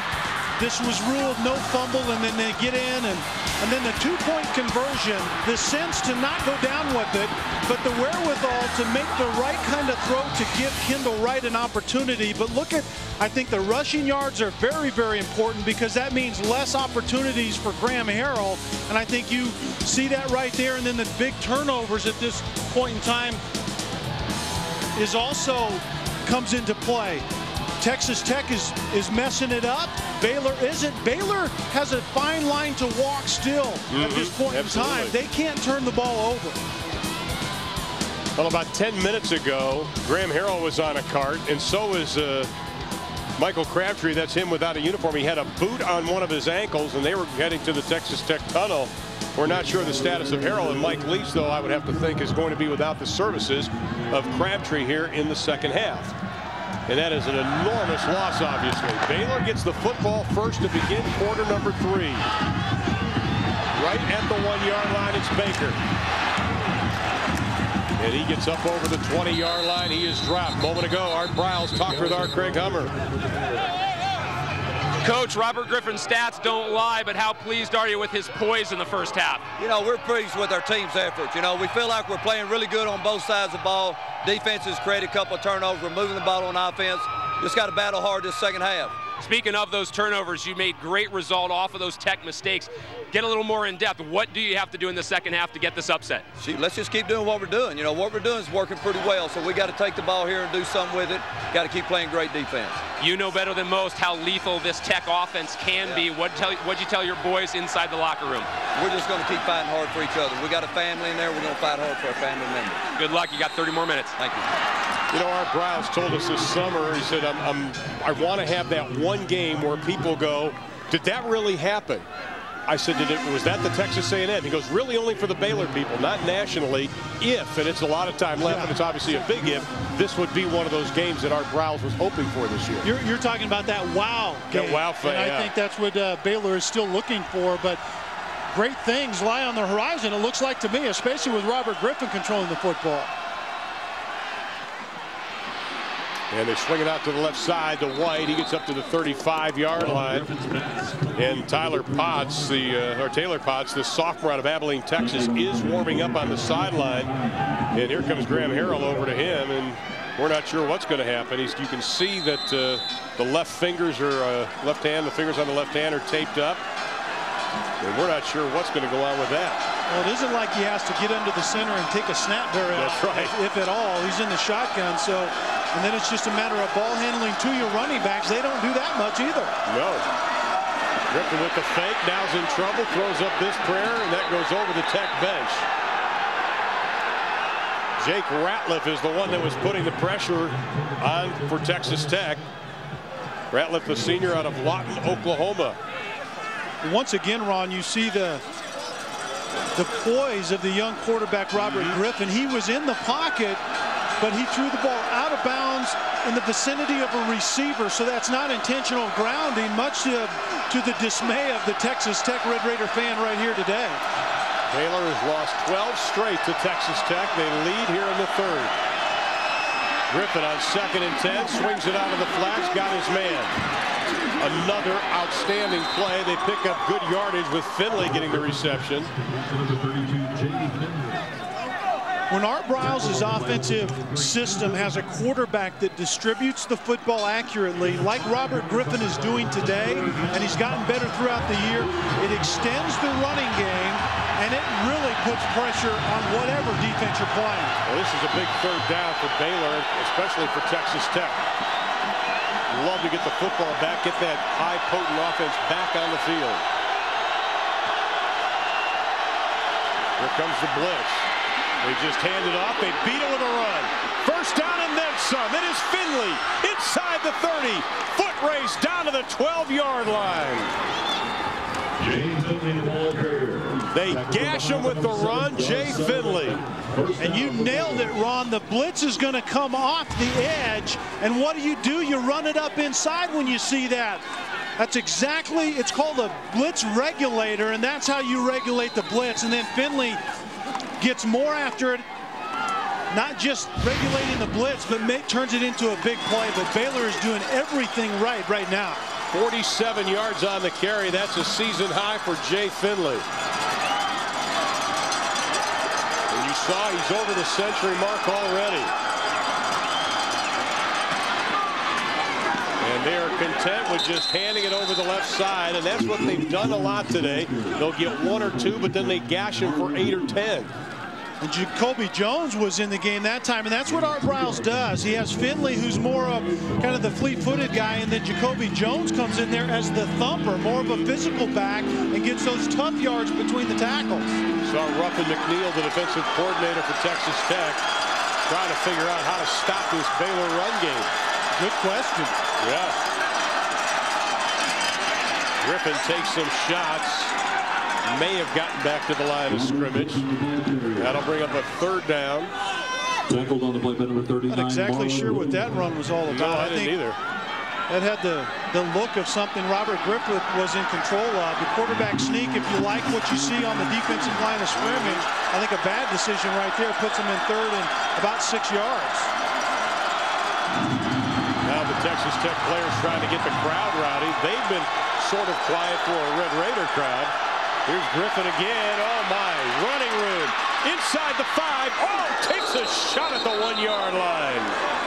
The hit was by Darcel McBath, and they lowered the boom on Robert Griffin. One of those big offensive linemen needs to get in Robert Griffin's face right now and make sure that everything's intact, and if he knows where he is. Wow, you talk about selling out a young man that wants to win the football game. Yeah. This is what you do. Get it into the end zone. He took a shot, and we've seen him take some of those shots on the year. And this is a 1st and goal from the half-yard line. Touchdown, Texas Tech, Jacoby Jones, Baylor Jacoby Jones. Wow. You take the second half kickoff and you just drive it down in less than 4 minutes. And extend it even further than that. Take the momentum into the locker room, come out at halftime and stuff it right down Texas Tech's throat. And Jacoby Jones, more of the thumper type running back, just crams it up inside. He's missed one, but not this one.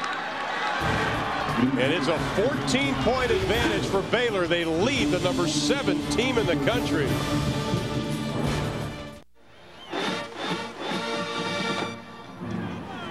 Usually this stadium is rocking and rolling, and I think that picture tells it all. It has been quiet. It's been a subdued crowd and also a subdued Texas Tech team. I mean, this is a team that has -3 yards rushing in this football game, and they normally average about 125 yards. And defensively, they have been a sieve. But you got to give credit to Baylor. Their offensive line, 129 combined starts, has done a great job of just pushing that Texas Tech defense around today. This is a high, short kick. Fair catch is called for.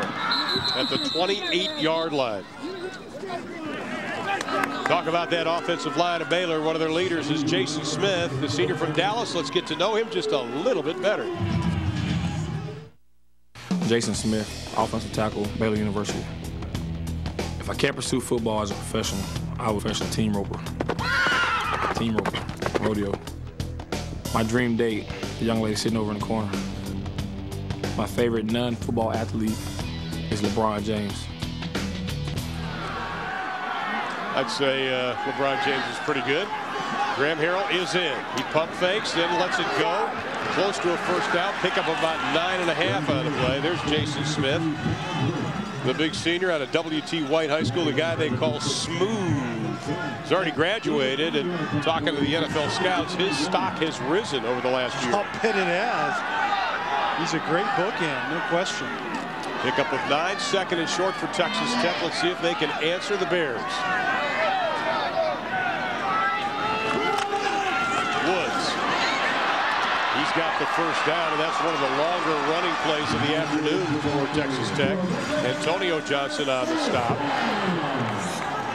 And if you're Texas Tech, this is where you see, you know, if you have the confidence just to stick to your game plan, and game plan right now for Texas Tech is you still have an element of the running game, which sets up everything downfield in this system. Now a first down and 10, ball on the 46-yard line. Here a little play action. Look out, backside. He's hit and fumbled, picked up.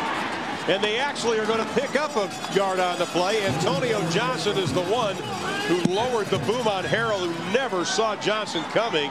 Batch picks it up and actually gains probably a yard.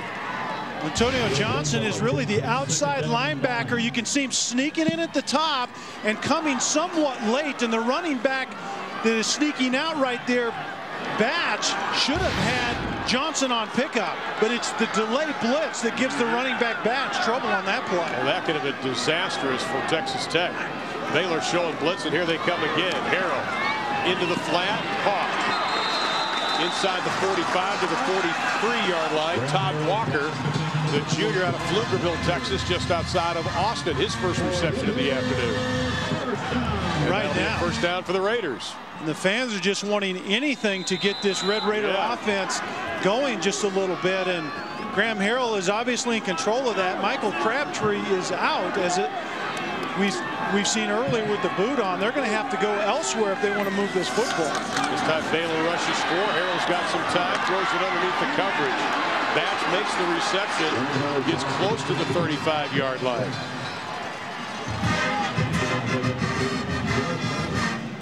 Let's go down to Craig. Craig, is it as quiet down there as it sounds up here? Absolutely, guys. I mean, you've been talking about this crowd being out of it. Actually, on the way into the locker room at halftime, the Baylor players were heckling the crowd themselves, saying, "We can't hear you," holding their hands up to their ears. When the crowd really didn't answer back, they then said, "That's all you guys got?" I mean, it is absolutely silent down here. I can basically hear the crickets. That's not good. Baylor's going to call a timeout. Timeout. 8:38 left to play in quarter number 3. First timeout for Baylor in the half. Mike Leach's squad finds himself down by 14. The Big 12 South title in the balance. I have the greatest job in the world. I've rounded up cattle, sheep, and grandchildren. I've shown again and again why I'm a best friend and a respected colleague. I'm not a pet. I'm a member of the family. I've never worn a leash, just like my master. You're out here for a reason. So are we. This holiday season, find gifts everyone will love at your local Tractor Supply store or TractorSupply.com. Tractor Supply Company, the stuff you need out here. Red or black? When you want to get away. Both. Enterprise will pick you up and get you going to romantic weekends. Pick Enterprise. We'll pick you up. Has the world gone mad? Jeans that cost $100, $75, $50. Jeans should fit comfortably and look good. New Lee Relaxed Fit are the best fitting, most comfortable jeans, guaranteed. Relaxed price, relaxed fit. Lee, get what fits. A Subaru has always been a way to tell the world what you care about. That's why we created the Share the Love event, where you get the best deal of the year on a new 2009 Subaru. Then choose one of 5 charities to receive a $250 donation from us. Because giving back feels good. Lease the Outback for $239 per month, and $250 gets donated to your choice of 5 charities now through January 2nd. Deck the office with smart technology. La la la la la la la la. Get connected and stay secure with Windows Vista Business. La la la. Don, we now have great computers. La la la la la.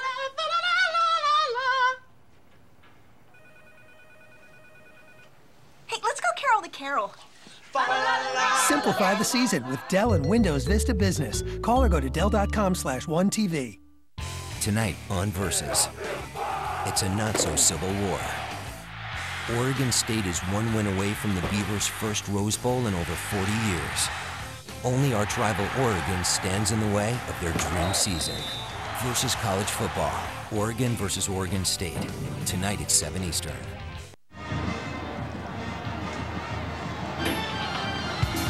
Here are the conference results for the Baylor Bears. Now, 6 of their 7 losses overall were to ranked teams, but just in conference play, they lose to number 1 Oklahoma, number 8 Oklahoma State, number 14 Missouri, and number 5 Texas. And don't forget, they came back against Missouri twice in 14-point deficits. And actually, a lot of people thought they were going to pull off the upset in that game. Now, Texas Tech trying to establish something running the football. Bats gets a couple of yards. Their longest run today is 19 yards. That's also their longest play of the afternoon. Art Briles saw his team make great progress the last couple of weeks, especially versus Texas A&M 2 weeks ago. He was really concerned about that layoff, but I don't think there's been a problem today at all. So far, so good. They looked incredibly sharp, actually, today. On 1st and 10, Harrell's got some time. To Morris. He tiptoes his way to the 25-yard line. How about that? 7.3. It's 4.4 now. At halftime, it was 3.9. Well, that is exactly what Art Briles told us. He wants Texas Tech to have to grind it out, meaning make them throw short and then tackle them before they can get a lot of yards after the catch. And Brian Norwood is calling a great game, and his defense is executing it very, very well. They're doing a nice job just flat out tackling. Here's Harrell. Pass caught inside the 15 to the 14-yard line. That'll be a first down for the Red Raiders. Swindoll on the catch, Atchison on the coverage. You're probably going to see a little bit more of Swindoll with Crabtree out. He plays that slot and works down the sideline right there. This is what Texas Tech did to open this game. They were willing, Graham Harrell in particular, to throw the ball underneath and be able to methodically move it down the field. They're doing it again right here. Ball's on the 13-yard line. Plenty of time to snap it. It's at 8. They run everything to the right, and Harrell throws it behind his intended receiver. See, those are the things that Graham Harrell generally does incredibly well, Ron, is he's very accurate with the football on those bubble screens, those quick throws that really are the chain movers if you're talking about this system, and he just hasn't been accurate at times on that today. 2nd down and 10.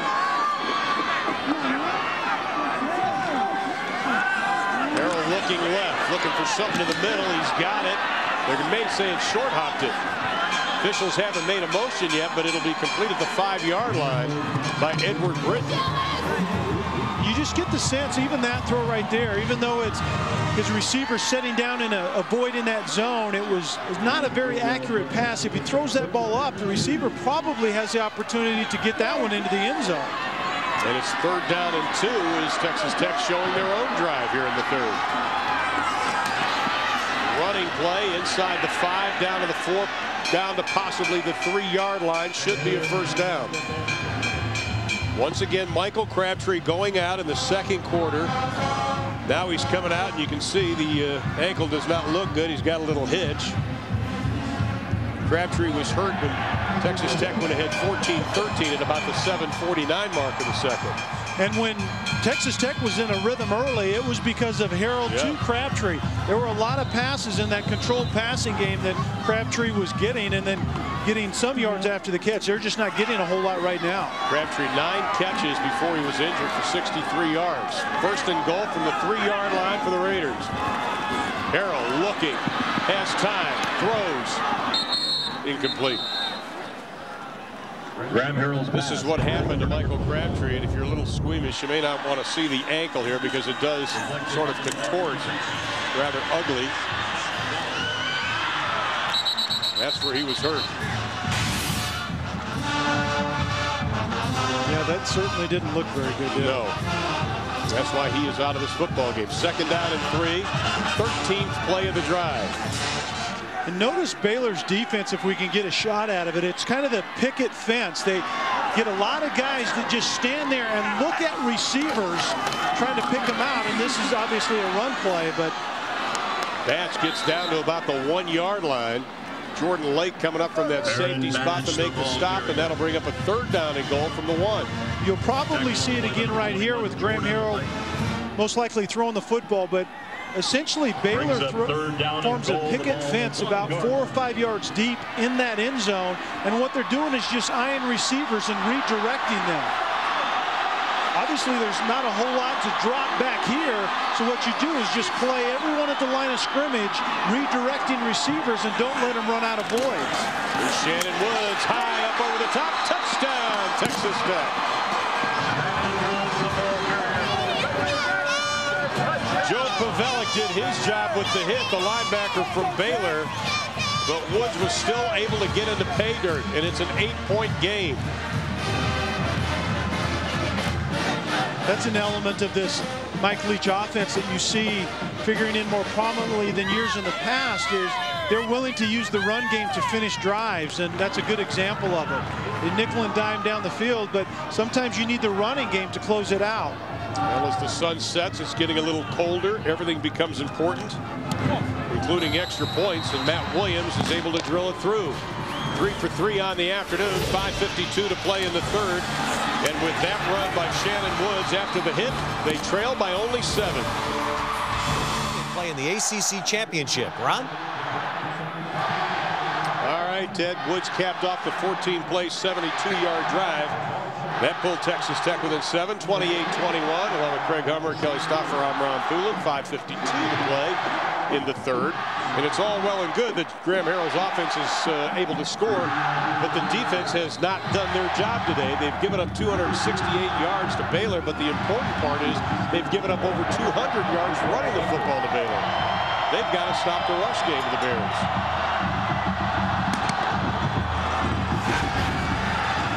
Another outstanding kick by Donnie Corona. It'll go into the end zone. Coming up at 7 Eastern, Oregon and Oregon State load up for their annual Civil War. An Oregon State win puts the Beavers in the Rose Bowl for the first time in over 40 years. The upset-minded Ducks, well, they want to shatter their rivals' dream season. A Pac-10 primetime showdown tonight right here on Versus College Football. And we're expecting that one to be good, but the moment at hand is Texas Tech has a chance to claim a share of the Big 12 South, but they trail the Baylor Bears. About a 3-touchdown underdog in this game.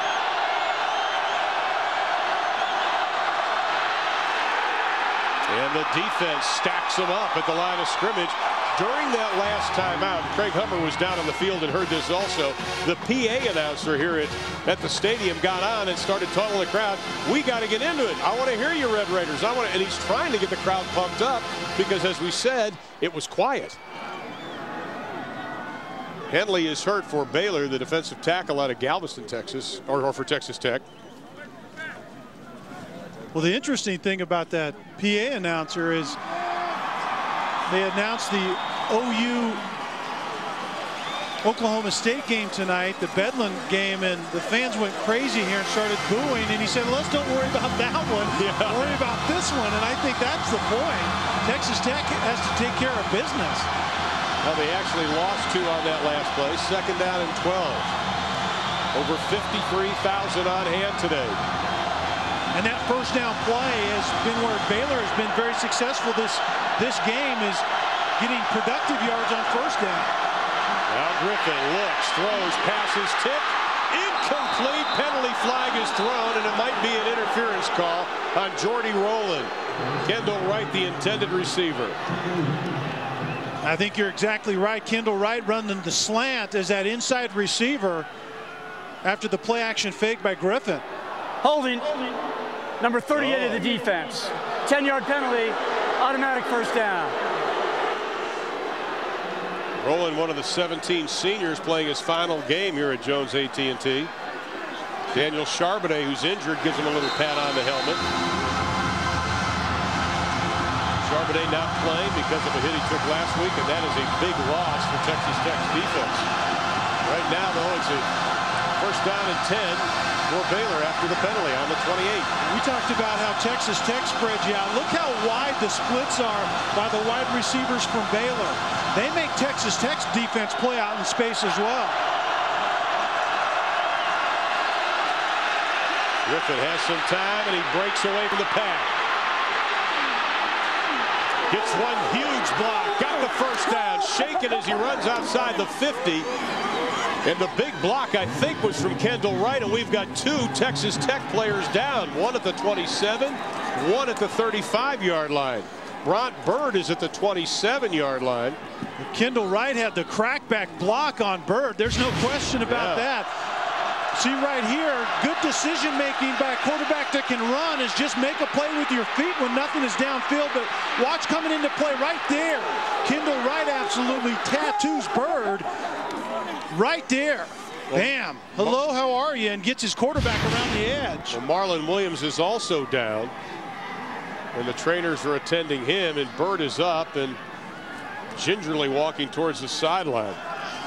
And that is Marlon Williams out of Pflugerville, Texas. But what a job by Griffin, showing patience, sees the daylight, and scampers 24 yards.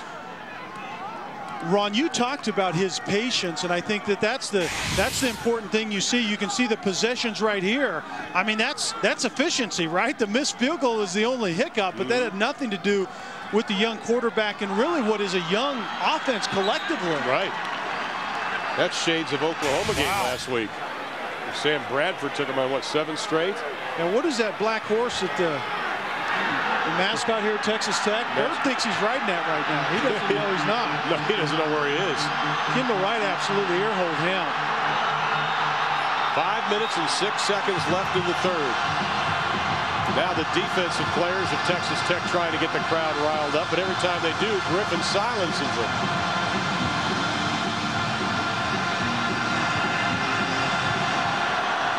First and 10 from the 48-yard line in Texas Tech territory.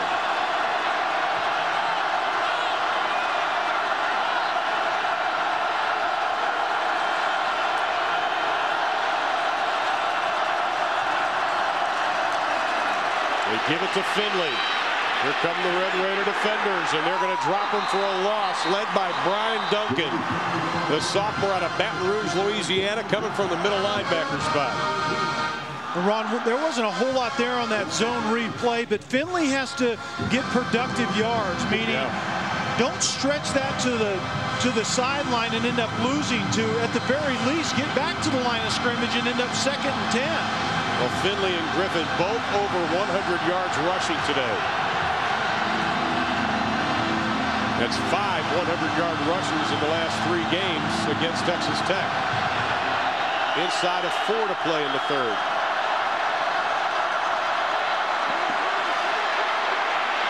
Griffin, oh, he's dangerous now, trying to get to the outside. And it's going to be knocked down, should have been intercepted. McKinnon-Dixon was coming from that defensive end spot to try to put the pressure on Griffin, and that was almost picked off. Yeah, Ron, and there's really no reason for it. Griffin had given up on the play and was trying to get that ball out of bounds. Yeah. You're not fine when you're trying to get the ball out of bounds. He's well outside the tackle. Throw that thing, cross the line of scrimmage, and over into the bleachers if you want to. You see Baylor at 3rd down, very successful this afternoon. 3rd and 12. Timeout. I think Baylor's not. Yeah. They don't exactly know what direction they're going right now. That'll be their 2nd timeout used here in the 3rd quarter. They only have 1 timeout left. But we still have a quarter to play, which comes into play if there's a challenge. Tuesdays and Thursdays versus is Stirring the Soup with a new original series, Sports Soup, hosted by comedian Matt Eisman. Featuring the week's best highlights, lowlights, and everything in between. We're covering the coverage with a hilarious show that Sports Rights, Sports Soup, all new every Tuesday and Thursday at 10, right here on Versus. You know, there's been a lot of talk about playoffs and playoffs. Yeah, I know playoffs. We're talking about playoffs. This is the way it would shake out right now, according to the BCS standings. And I don't think there's anybody in America that wouldn't want to see this. But how about Texas Tech would meet in the first round? No kidding. How about some of those matchups? But isn't that really the point? Keep the bowl system intact and send the best 8 teams, the top 8 teams, to a playoff system like this. President-elect Obama is for this. Maybe we could get something going, Ron. What do you think? You're one of those Harris poll voters. See, you could continue to vote and get those teams right there, the top 8, and then we just go to an all-out playoff. I like it. I think the sound you heard were the Boise State fans throwing their sodas at the TV because they're not in it. Well, they're going to throw their sodas at the TV this year because they won't be in it either. Here we Without a playoff. 3rd down and 12 from the 50. Ray Sims has come onto the near side now. Empty backfield. Griffin throws. Pass is caught. Kendall Wright swarmed over at the line of scrimmage. May got a yard. Best defensive effort by Texas Tech this afternoon, led by Anthony Hines, the backup strong safety, starting in place of Daniel Charbonnet. What Texas Tech is doing in the second half, but particularly on that play, is just executing the defensive call better. They're keeping their leverage. Everyone's staying in a lane as they pursue that quick screen. That's the way it was designed to work in the first half. They just weren't carrying it out very well. This is the first punt of the afternoon for either team. Derek Epperson standing at his 40-yard line. Eric Morse set to receive it. And Morse is just going to run away from this one. Takes a Baylor bounce, and it is down inside the 5-yard line. 42 yards on the kick. Outstanding job by Baylor. Craig Hummer. Well, guys, you're talking about, of course, the playoff, what could be. Down here, my official, or I should say unofficial straw poll, about 80% of the fans I've talked to want a playoff. Surprising that, you know, a few people do want that BCS system to stay intact, but their argument mainly was the fact that they feel Tech would have a better chance in that, as we well know. Let's go back also to what you've been talking about with the crowd noise, as you just said. Great defensive effort that last series, and that has riled this crowd up. For once, I couldn't hear myself think today. Absolutely, finally, if you're a Texas Tech fan. But Texas Tech has it on the 5-yard line. Harrell, straight drop, has time, lets it fly over the middle, caught. Over the 25-yard line to the 26-yard line. Adam James on the reception. Once again, we see Baylor really, they're not even working up front to get a pass rush. Obviously, they would want it with their down 4 guys, but when they're not getting it, 5, 6, 7 seconds, that's way too much to ask, even though you're dropping 7, sometimes 8, Ron, into coverage. 22 yards on the pickup, the longest gain of the afternoon for the Red Raiders. Farrell steps away from the pressure, throws it out. Caught by Todd Walker. Able to make a little bit of something out of that. What we saw in the first half is Brian Norwood was getting he was in a good rhythm with calling defenses, a good mix between just a down 3 or 4 rushing, whether you get pressure or not, play coverage, and then timely zone blitzes was getting to Graham Harrell and increasing or speeding up his decision-making process. 3 wide receivers to the left on 3rd and 6. Baylor rushes only 3, drop 8 in coverage. And Texas Tech beats it for another first down. Detron Lewis over the 40-yard line. That's pretty good. You beat 8-man coverage. You're right, and I think that's what the Graham Harrell does probably as good as anyone in the country. Is he reads defenses. He knows his system so well. He knows where his guys are going to be, and he's very patient, and it generally leads to a good result at the other end. Pick up of 13 on that play. Again, Baylor rushes only 3. They set up the screen to Batch. Tries to get a block, reverses his field. Gets back to the line of scrimmage barely. He was surrounded by a bunch of players, including Dwayne Crawford, Antonio Johnson, and Vincent Rose. Had the trifecta working on Batch. The trifecta, and that's how you limit yards after the catch, which is so important for Baylor and anyone playing this Texas Tech team where they make you play out in space. You have to tackle very, very efficiently. Now Shannon Woods is checked into the backfield. Final 60 seconds of the third quarter. Harrell's pass caught into Baylor territory. Lewis again with another reception. He's got 4 on the afternoon. So, Ron, when Baylor was successful, particularly in the first half, they were successful defensively on first down. Right. And then Graham Harrell was willing at times to go ahead and throw to the guy underneath and manage the down and distance himself. There was a period of time when he got out of that in the first half. He's back in that rhythm here in the second half. 3rd down and 3. Texas Tech 7 of 10. This time Baylor shows a little blitz. They dump it out to Woods and he can't hold on to it. That'll bring up a 4th down with 18 seconds left in the third. If you're Mike Leach, you're on the 50 just about. You go for it. I think there's no question. He didn't even hesitate. He started signaling in the next play to Graham Harrell, and I think this is Mike Leach. It isn't anything really out in the ordinary. I don't necessarily think it's a great sound decision, but it means obviously a very high level of confidence in Graham Harrell and his offensive system. He's 2 for 2 this afternoon on 4th down, 62% during the other previous games. Moving the running back and changing protection with the zone blitz. And we've got a penalty flag and there's motion in the backfield. And it's going to be intercepted, though, by Atchison. I thought they were going to stop the play because there was motion on Texas Tech. I think they're going to bring it back. I think it's going to be offsides on Baylor. Yeah. Offsides. Defense number 0. 5-yard penalty. First down. I saw guys jumping all over the place on the line, and I thought it was against Texas Tech. It could have been a handful of guys. You're exactly right. Watch the C right there at the bottom of your screen. The bottom of the screen, the left tackle for Texas Tech. Reed as well moves a little bit, but Baylor entered that neutral zone, I think, a little bit too soon. Big break for Texas Tech. They get a new set of downs with 4 seconds left in the quarter. Final play of the third. Harrell to his safety valve Batch. And he gets down to the 35-yard line, close to another first down. But that's going to be the end of quarter number 3. We head to the 4th stanza. Texas Tech trailing Baylor 28-21.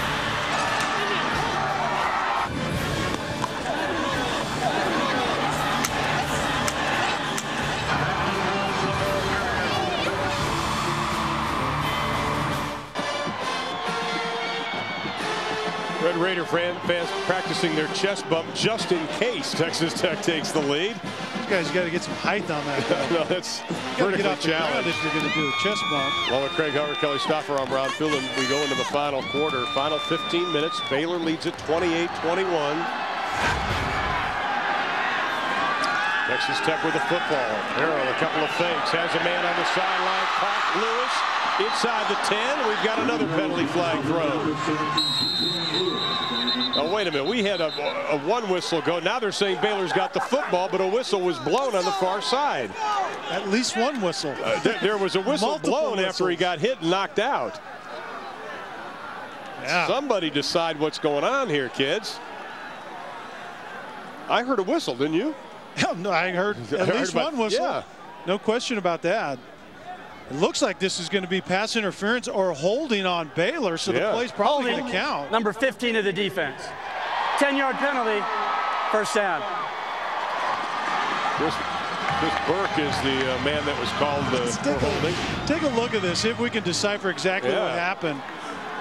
Lewis gets loose down the sideline and actually ran kind of an out and up. I'll tell you what. That's a reviewable play, though, now. No matter what. I mean, if there wasn't a penalty, it would have been a reviewable play because there was continuous motion afterward. I think Baylor was right to pick that up and run with it. Smart hit to play. Time, no harm, no foul, and Texas Tech has to find a way to get this ball in the end zone. From the 25-yard line, Harrell goes to work. Sidestepping defenders as Lewis gets to the 20-yard line. Pick up a 5 on the play. Well, obviously, Art Briles for Baylor has to be very happy with where his team is, but right now the momentum is with the Red Raiders. The offense and Graham Harrell, he's starting to distribute the football. Right. Mike Leach talks about that rhythm. He wanted in early. They were in it early. They got out of it, and they're in it back in the second half. And Brian Norwood from Baylor, defensive coordinating-wise, has to come up with a play right here to try to get Graham Harrell out of that rhythm. Shannon Woods straight ahead, got the first down to the 10-yard line. Jordan Lake with his 5th tackle of the afternoon. There's Brian Norwood, an outstanding defensive coordinator, and ladies and gentlemen, write down his name because he is a future head coach, period. Yeah, there's no question about that. No. Very articulate, passionate, cares for his players, understands the game very well. He's a guy that should show up on someone's radar screen as a head coach sooner than later. 1st and 10 from the 11, so Texas Tech could get a first down. 3-man rush. Harrell has the time, throws, caught, down to the 5-yard line. Lewis again. Lewis has picked up the load for Michael Crabtree, who is out of this football game. Yeah, you hit it right on the head. I think Lewis is the guy who's picking up the slack, and Graham Harrell is the one that determines who picks up that slack. He's very comfortable right now with Lewis, and Swindoll has been in there a few times as well, that Graham Harrell has found him a few times. But right now, Texas Tech has to close this thing out. Baylor has to find a way, Ron, to make a play defensively. Now they've got 4 down linemen. Shannon Woods gets to about the 3-yard line, needs to get to the 1 for the first down. This will set up a 3rd down and about the 1.5 yards. Well, if you're Brian Norwood and Art Briles, the good news is defensively you're still making Texas Tech grind it out, as they told us last night. They're still using the clock, not giving up big plays. They're tackling pretty well, but you would like obviously to keep them out of the end zone right here. Aaron Batch joins Harrell in the backfield. He's got it, spins, touchdown Texas Tech. No, they're going to say he was down on the 1-yard line. Texas Tech was sending in their PAT team already. He got into the end zone, but they're going to say he was down. It should be a 1st and goal, though. It was the official on that far side that really had the best open look. The one up at the top right here is the one that calls it. Apparently he saw a knee down before the ball went in the end zone, but I don't know if that knee got all the way down. I don't think it did either. Nevertheless, 1st and goal. And again, we hear whistles blowing. I think they're going to replay it. Wow. The play was snapped, and Graham Harrell is livid. And now Baylor comes over and starts yelling at Graham Harrell. Pavelic. Prior to the snap, we were paged. Previous play is under review. You know, that ball was set. Now Art Briles is almost right in the middle of the field. He is livid. Well, that should be a personal foul right there with the head coach out on the football field, regardless of what happens. But I think your pager sensitivity needs to go up, because this play appeared to get off clean before they were paged. There was a little downtime between the paging that occurs from the replay booth upstairs down to the officials on the field. Obviously, there was a little downtime in that process. Now the Baylor coaches are trying to separate their team because they're yelling at the Texas Tech players. Well, Pavelic was in Graham Harrell's face, wanting Graham Harrell called for a personal foul as well, because he was in the official's face. It was pretty volatile down here at this point in time. Now we've got coaches on the field and players on the field, and Art Briles is still yelling at the officials, who they've done a good job, but they got to take control of this situation until both coaches get in your box. After further review, ruling touchdown. That's what we thought. My question is, how do coaches go to the middle of the football field, Ron, without getting a flag? I don't understand that. If the basketball coaches can't leave the coaching box, you get the T on that. I mean, you cannot go onto the field like that. There's no question. I think the officials just missed it really on both sides. Texas Tech was clear out. I'm not talking out to the numbers. I'm talking to the middle of the field. And we saw how far Art Briles was out there as well. I don't think that's a situation where you warn them and tell them to get it back. No, just get the hanky out of your pocket and throw it up in the air. That was interesting. And nobody went and talked to him. That's what was amazing. He just kept walking out of the field. Usually an official will grab him and say, Coach, you got to stop it. Now the extra point is good, and we are tied with 12-20. Art Briles' team has fought, scratched, and clawed. He's passionate. He wants his Bears to stand up to the challenge, but they're tied with Texas Tech. Should you use Valvoline just because these guys do? Well, yeah. More top NHRA crew chiefs use Valvoline. Try Valvoline Full Synthetic, 4 times better wear protection than Mobil 1.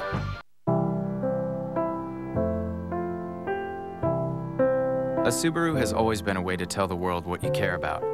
That's why we created the Share the Love event, where you get the best deal of the year on a new 2009 Subaru. Then choose one of 5 charities to receive a $250 donation from us, because giving back feels good.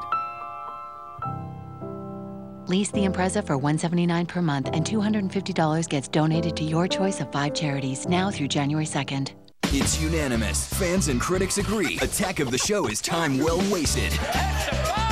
One of the coolest shows on TV. More ballsy in its journalism than 60 Minutes. What will the fanatical religious right hate more? The fact that there's witchcraft in the book, or that there's a gay headmaster? AOTS doesn't push the envelope. They lick it. Yeah! I attained techno bliss. I think you should just take it out and show everybody what you got. The show that gets it before it gets out. Attack of the Show. Weeknights at 7. Only on G4.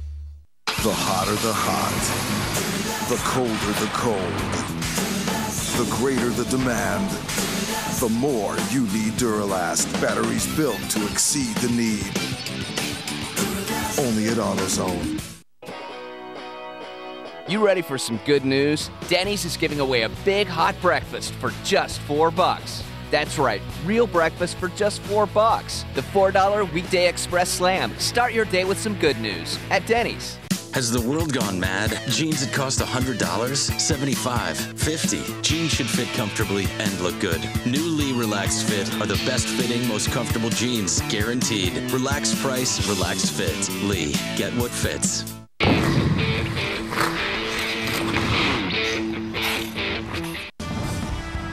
They come from the 4 corners of the world to the 4 corners of the ring. An all-new season of The Contender on Versus premieres Wednesday at 10.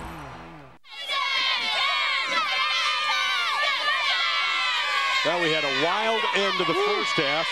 We have a wild beginning to the fourth quarter. 28-28, 12-20 to play in the ballgame. Texas Tech trying to do their part, take care of business in the Big 12 South, and then just wait on Oklahoma State tonight. But lost in all that. This is the screwiest game we've had this year. Lost in all that was a 95-yard drive by Graham Harrell and company to tie this game up. It is going to be Baker. And he is stacked at the 17-yard line and shoved back. Well, get him forward progress up to the 17. Jordy Rowland is the one who made the initial hit. Coming up at 7 Eastern, Oregon and Oregon State load up for their annual Civil War. An Oregon State win puts the Beavers and Mike Riley in the Rose Bowl. First time in over 40 years, the upset-minded Ducks want to shatter their rivals' dream season. A Pac-10 primetime showdown tonight on Versus College Football. Well, Ron, if you've ever needed your offense to come up with something, Baylor needs it right now. Graham Harrell and Texas Tech have gotten their rhythm back right now. Robert Griffin and company need to do the same thing and get something done. Baylor had a 14-point advantage. Now Griffin keeps it. And he is going to be shoved out of bounds short of the first down, but not before he picks up about 8, and the Baylor coach is helping the officials spot the football.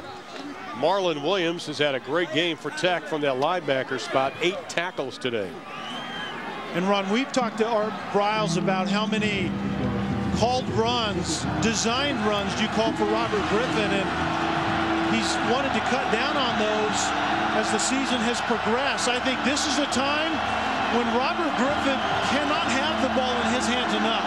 He's your playmaker. You put the game on his shoulders and tell him to get it done right now in this situation. Second down and 2. Won't get the first down. It'll be about a yard short. Jones is stood up by Brian Duncan on the first hit. That'll bring up a 3rd down and about 1. There are a lot of plays in a football game, and it's hard to call one more important than the other, but I don't know that there's a more important play in the game thus far than this play right here. Because Baylor's defense hasn't been getting off the field very well. Graham Harrell is very much in rhythm with the rest of his guys, and Baylor needs to take this one on a long drive. Griffin likes to tuck it in this situation. 3rd down and 1. But he hands it off. And they will get the 1st down close to the 30-yard line. Jacoby Jones on the carry. Baylor over 230 yards rushing in this football game. They came in averaging about 193. I think if you're Texas Tech, you would like to put a little bit more pressure on Griffith, but the problem is that if you don't get him, if you don't keep him contained, he will gash you in a hurry.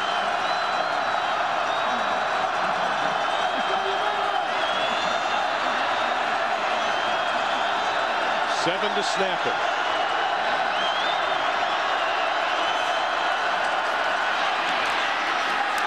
Not much on the run game. Brian Duncan, again, we've called his name a ton this afternoon. Baylor's going to have to throw off of that zone read. Let's give it to the running back. If Contain jumps up on Griffin, or Griffin keeps it around the end, if Contain slides down. Tech's defensing it very well right now. You have to throw off of that look. Use that as your play action base and throw off of that, Ron. Sims goes to the far side. Griffin under center. The drop, the pass, tipped up in the air. Intercepted Texas Tech at the 40-yard line. It's Brian Duncan again.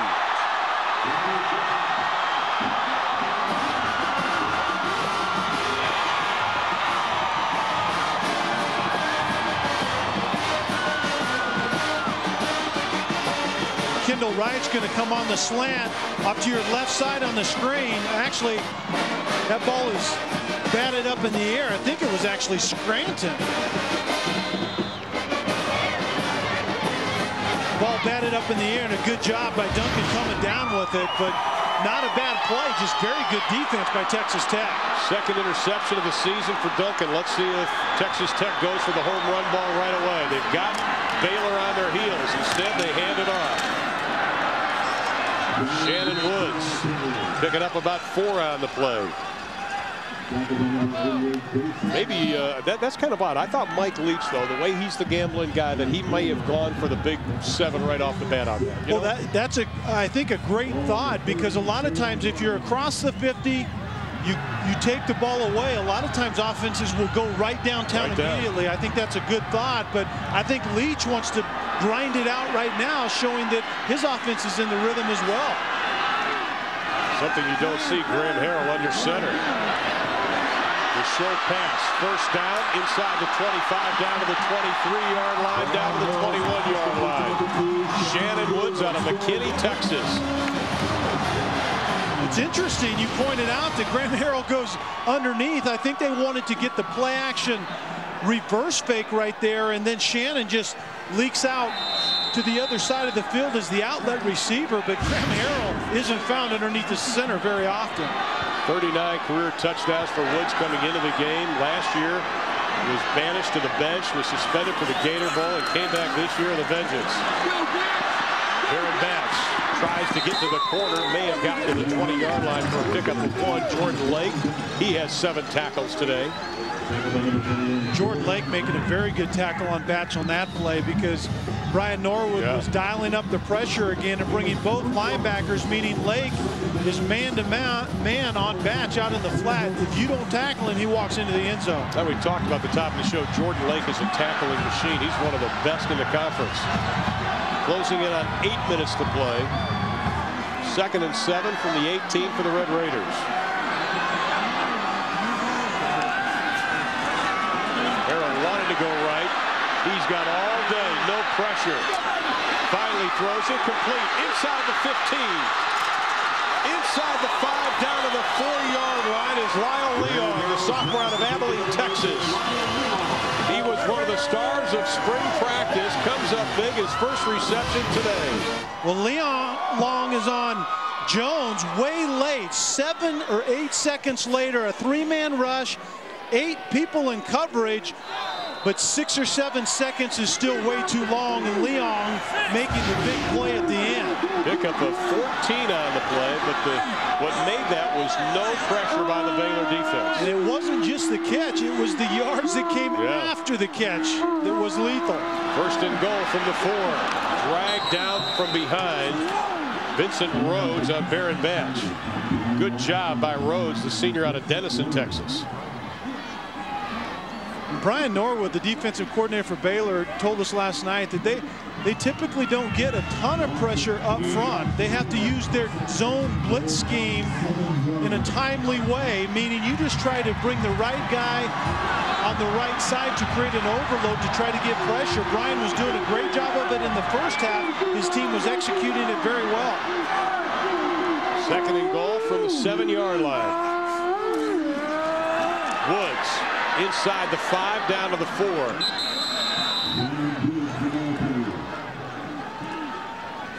That'll bring up a 3rd down and goal.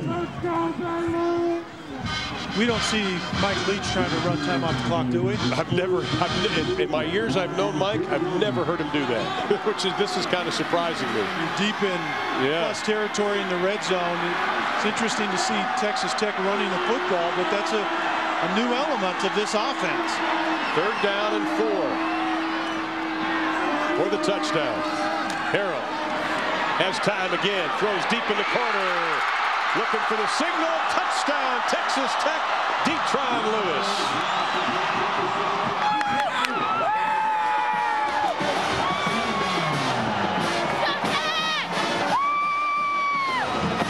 Detron Lewis is the inside receiver off to the right, and he's simply going to go to the corner. And the defender right there just does not get deep enough. Atkinson, the sophomore, just doesn't get deep enough. That's your cover guy. You have to get deep as the deepest. And Lewis got a little bit deeper that time and made a great catch in the corner of the end zone. And the extra point is good. 21 unanswered points by Texas Tech. They lead it 35-28. Time now to look back at a dramatic finish from Jones AT&T Stadium. Only 4 weeks ago in Lubbock, Texas, the Red Raiders played host to number 2 ranked Texas. With 1:29 left to play in the game, the Longhorns jumped ahead of Texas Tech to go ahead by only a point, leaving little time for the Red Raider offense to climb back. What happens next? You make the call. Graham Harrell drove 62 yards downfield in only 6 plays, then completed to his favorite receiver, Michael Crabtree, who broke a tackle near the sideline and went in for the score. Brought to you by Buffalo Wild Wings. And the fans have a little something to cheer about now as their Red Raiders have scored 21 unanswered points. They lead it 35-28, the final 6-14. In this ball game, and this is going to be a short kick. It'll be Baker.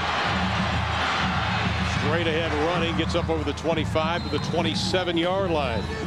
That was obviously a huge victory for Texas Tech, their first win over a #1 team. But you look at the Big 12 South standings, Texas is taking care of business. Great job by Mack Brown and his crew this year. Oklahoma, of course, playing Oklahoma State tonight. Texas Tech, all could finish in a tie. And then it comes down to the BCS. The highest 2 ranked teams in the BCS standings tomorrow will play in Kansas City next Saturday against Missouri.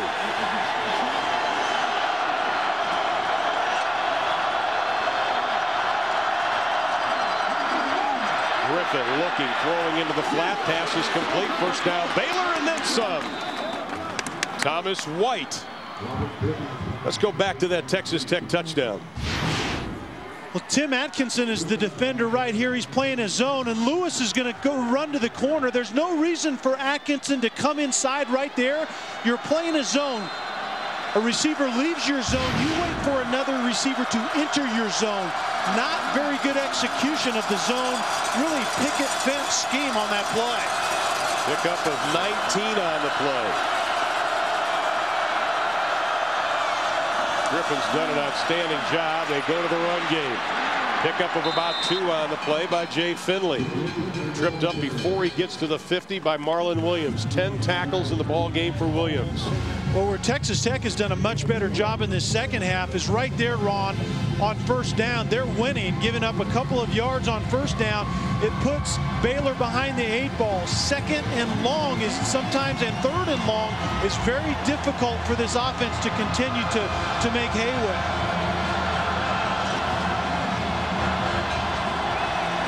Closing in on 5 minutes to play in the ball game. Griffin fakes the run. Now he's in trouble. Texas Tech trying to get him from behind, and they finally catch him. Brandon Williams trips him up. First sack of the ball game for that Texas Tech defense. What Baylor was trying to do is go with the double move. The pump right there is because the receiver Kendall Wright was outside with the hitch and go, and Griffin has gotten away from that most of the day, but not this time. He lost 10 on that play. Third down and 18, 4.5 to play.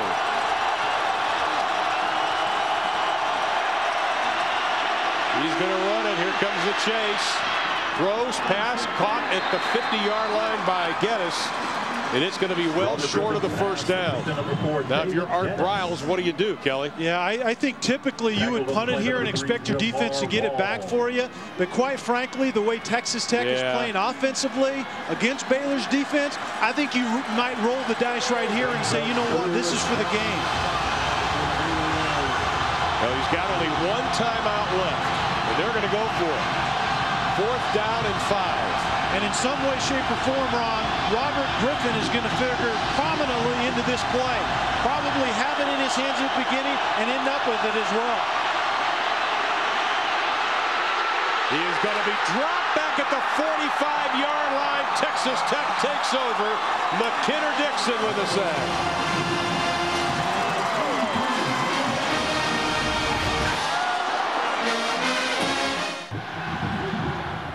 McKinnon-Dixon, wild Texas Tech fans back in 2005. He was a reclamation project of Ruffin McNeil, the D coordinator, who's given him a hug there after he came back from a junior college, got his grades in order. He said this young man has done everything we've asked him to do, and that was probably another thing they asked him to do, sack the quarterback, and he did it.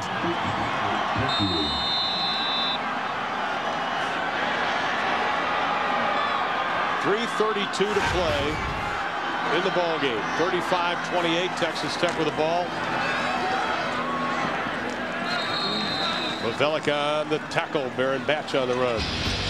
They finally got to Griffin. Yeah, that's the thing, Ron. In the first half, this wasn't happening. First, it's Brandon Williams with the pursuit from the backside. Griffin was getting away from that in the first half, and then this one is Dixon, the big play. Good job of containing the quarterback in the first half. They couldn't contain him. They did on 2 big plays right there.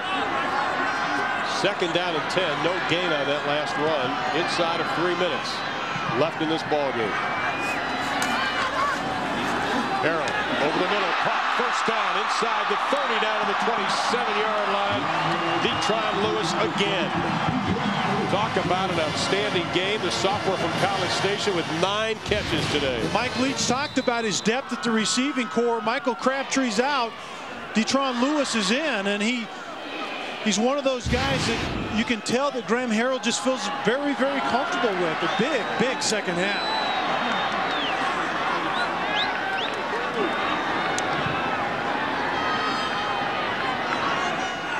From the 27, Harrell's going to put it up again. Once again, plenty of time. That's been the story today. Inside the 25, down to the 24-yard line. Pick up 3 as we close in on 2 minutes to play in the ball game. I think that's part of the story, though, of this game, because Harrell's had some big numbers. He pretty much has had all day. He has been sacked in this game, but other than that, he's sat back there the whole time. Well, a lot of times Baylor is just rushing 3. They don't really intend to get pressure unless it's somewhat by accident, but they're thinking that coverage works better when the field is spread out like this. At times it has worked good, and at times it simply hasn't. They're showing blitz, and here they come. Woods beats it with a run up the middle, down to the 11-yard line. See, Ron, there's a great example of what we were just talking about. If you're Brian Norwood, do you bring pressure or do you not? And they get gouged when they did. Here's Brian Norwood, whose defense has played an outstanding game. That was Batch on the last carry. Now it's Woods in. Final minute and a half. Graham Harrell just looking up the play clock.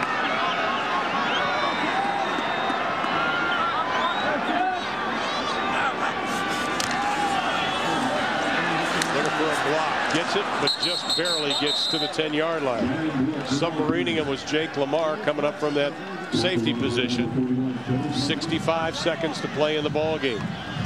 So it appears as though Texas Tech will take care of business, and Mike Leach's squad will finish with 11-1 record. Only the third time in Texas Tech history that this school has gotten 11. Nobody's gotten 12. Will he get number 12 at the Big 12 championship or in a bowl game?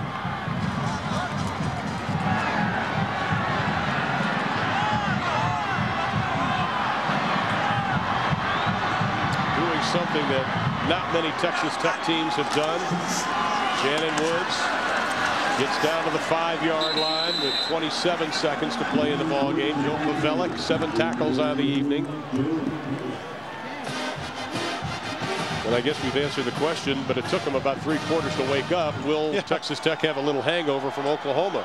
I think you're right. They did have a little hangover, but they responded well in adversity, and I think that's where the rubber meets the road is when there's a little adversity. How do you respond then? Texas Tech responded very well in the second half. Well, Ruffin McNeil going to congratulate one of his good friends, Brian Norwood, in the middle of the field, and Mike Leach also heading to the middle of the field to talk to his former running backs coach, Art Briles. But Texas Tech wins it 35-28, 21 unanswered points after trailing by 14 in the ball game. And let's look at the updated Big 12 South standings right now. Texas and Texas Tech both 7-1. It comes down to tonight's game in Stillwater, Oklahoma. The Sooners and the Cowboys.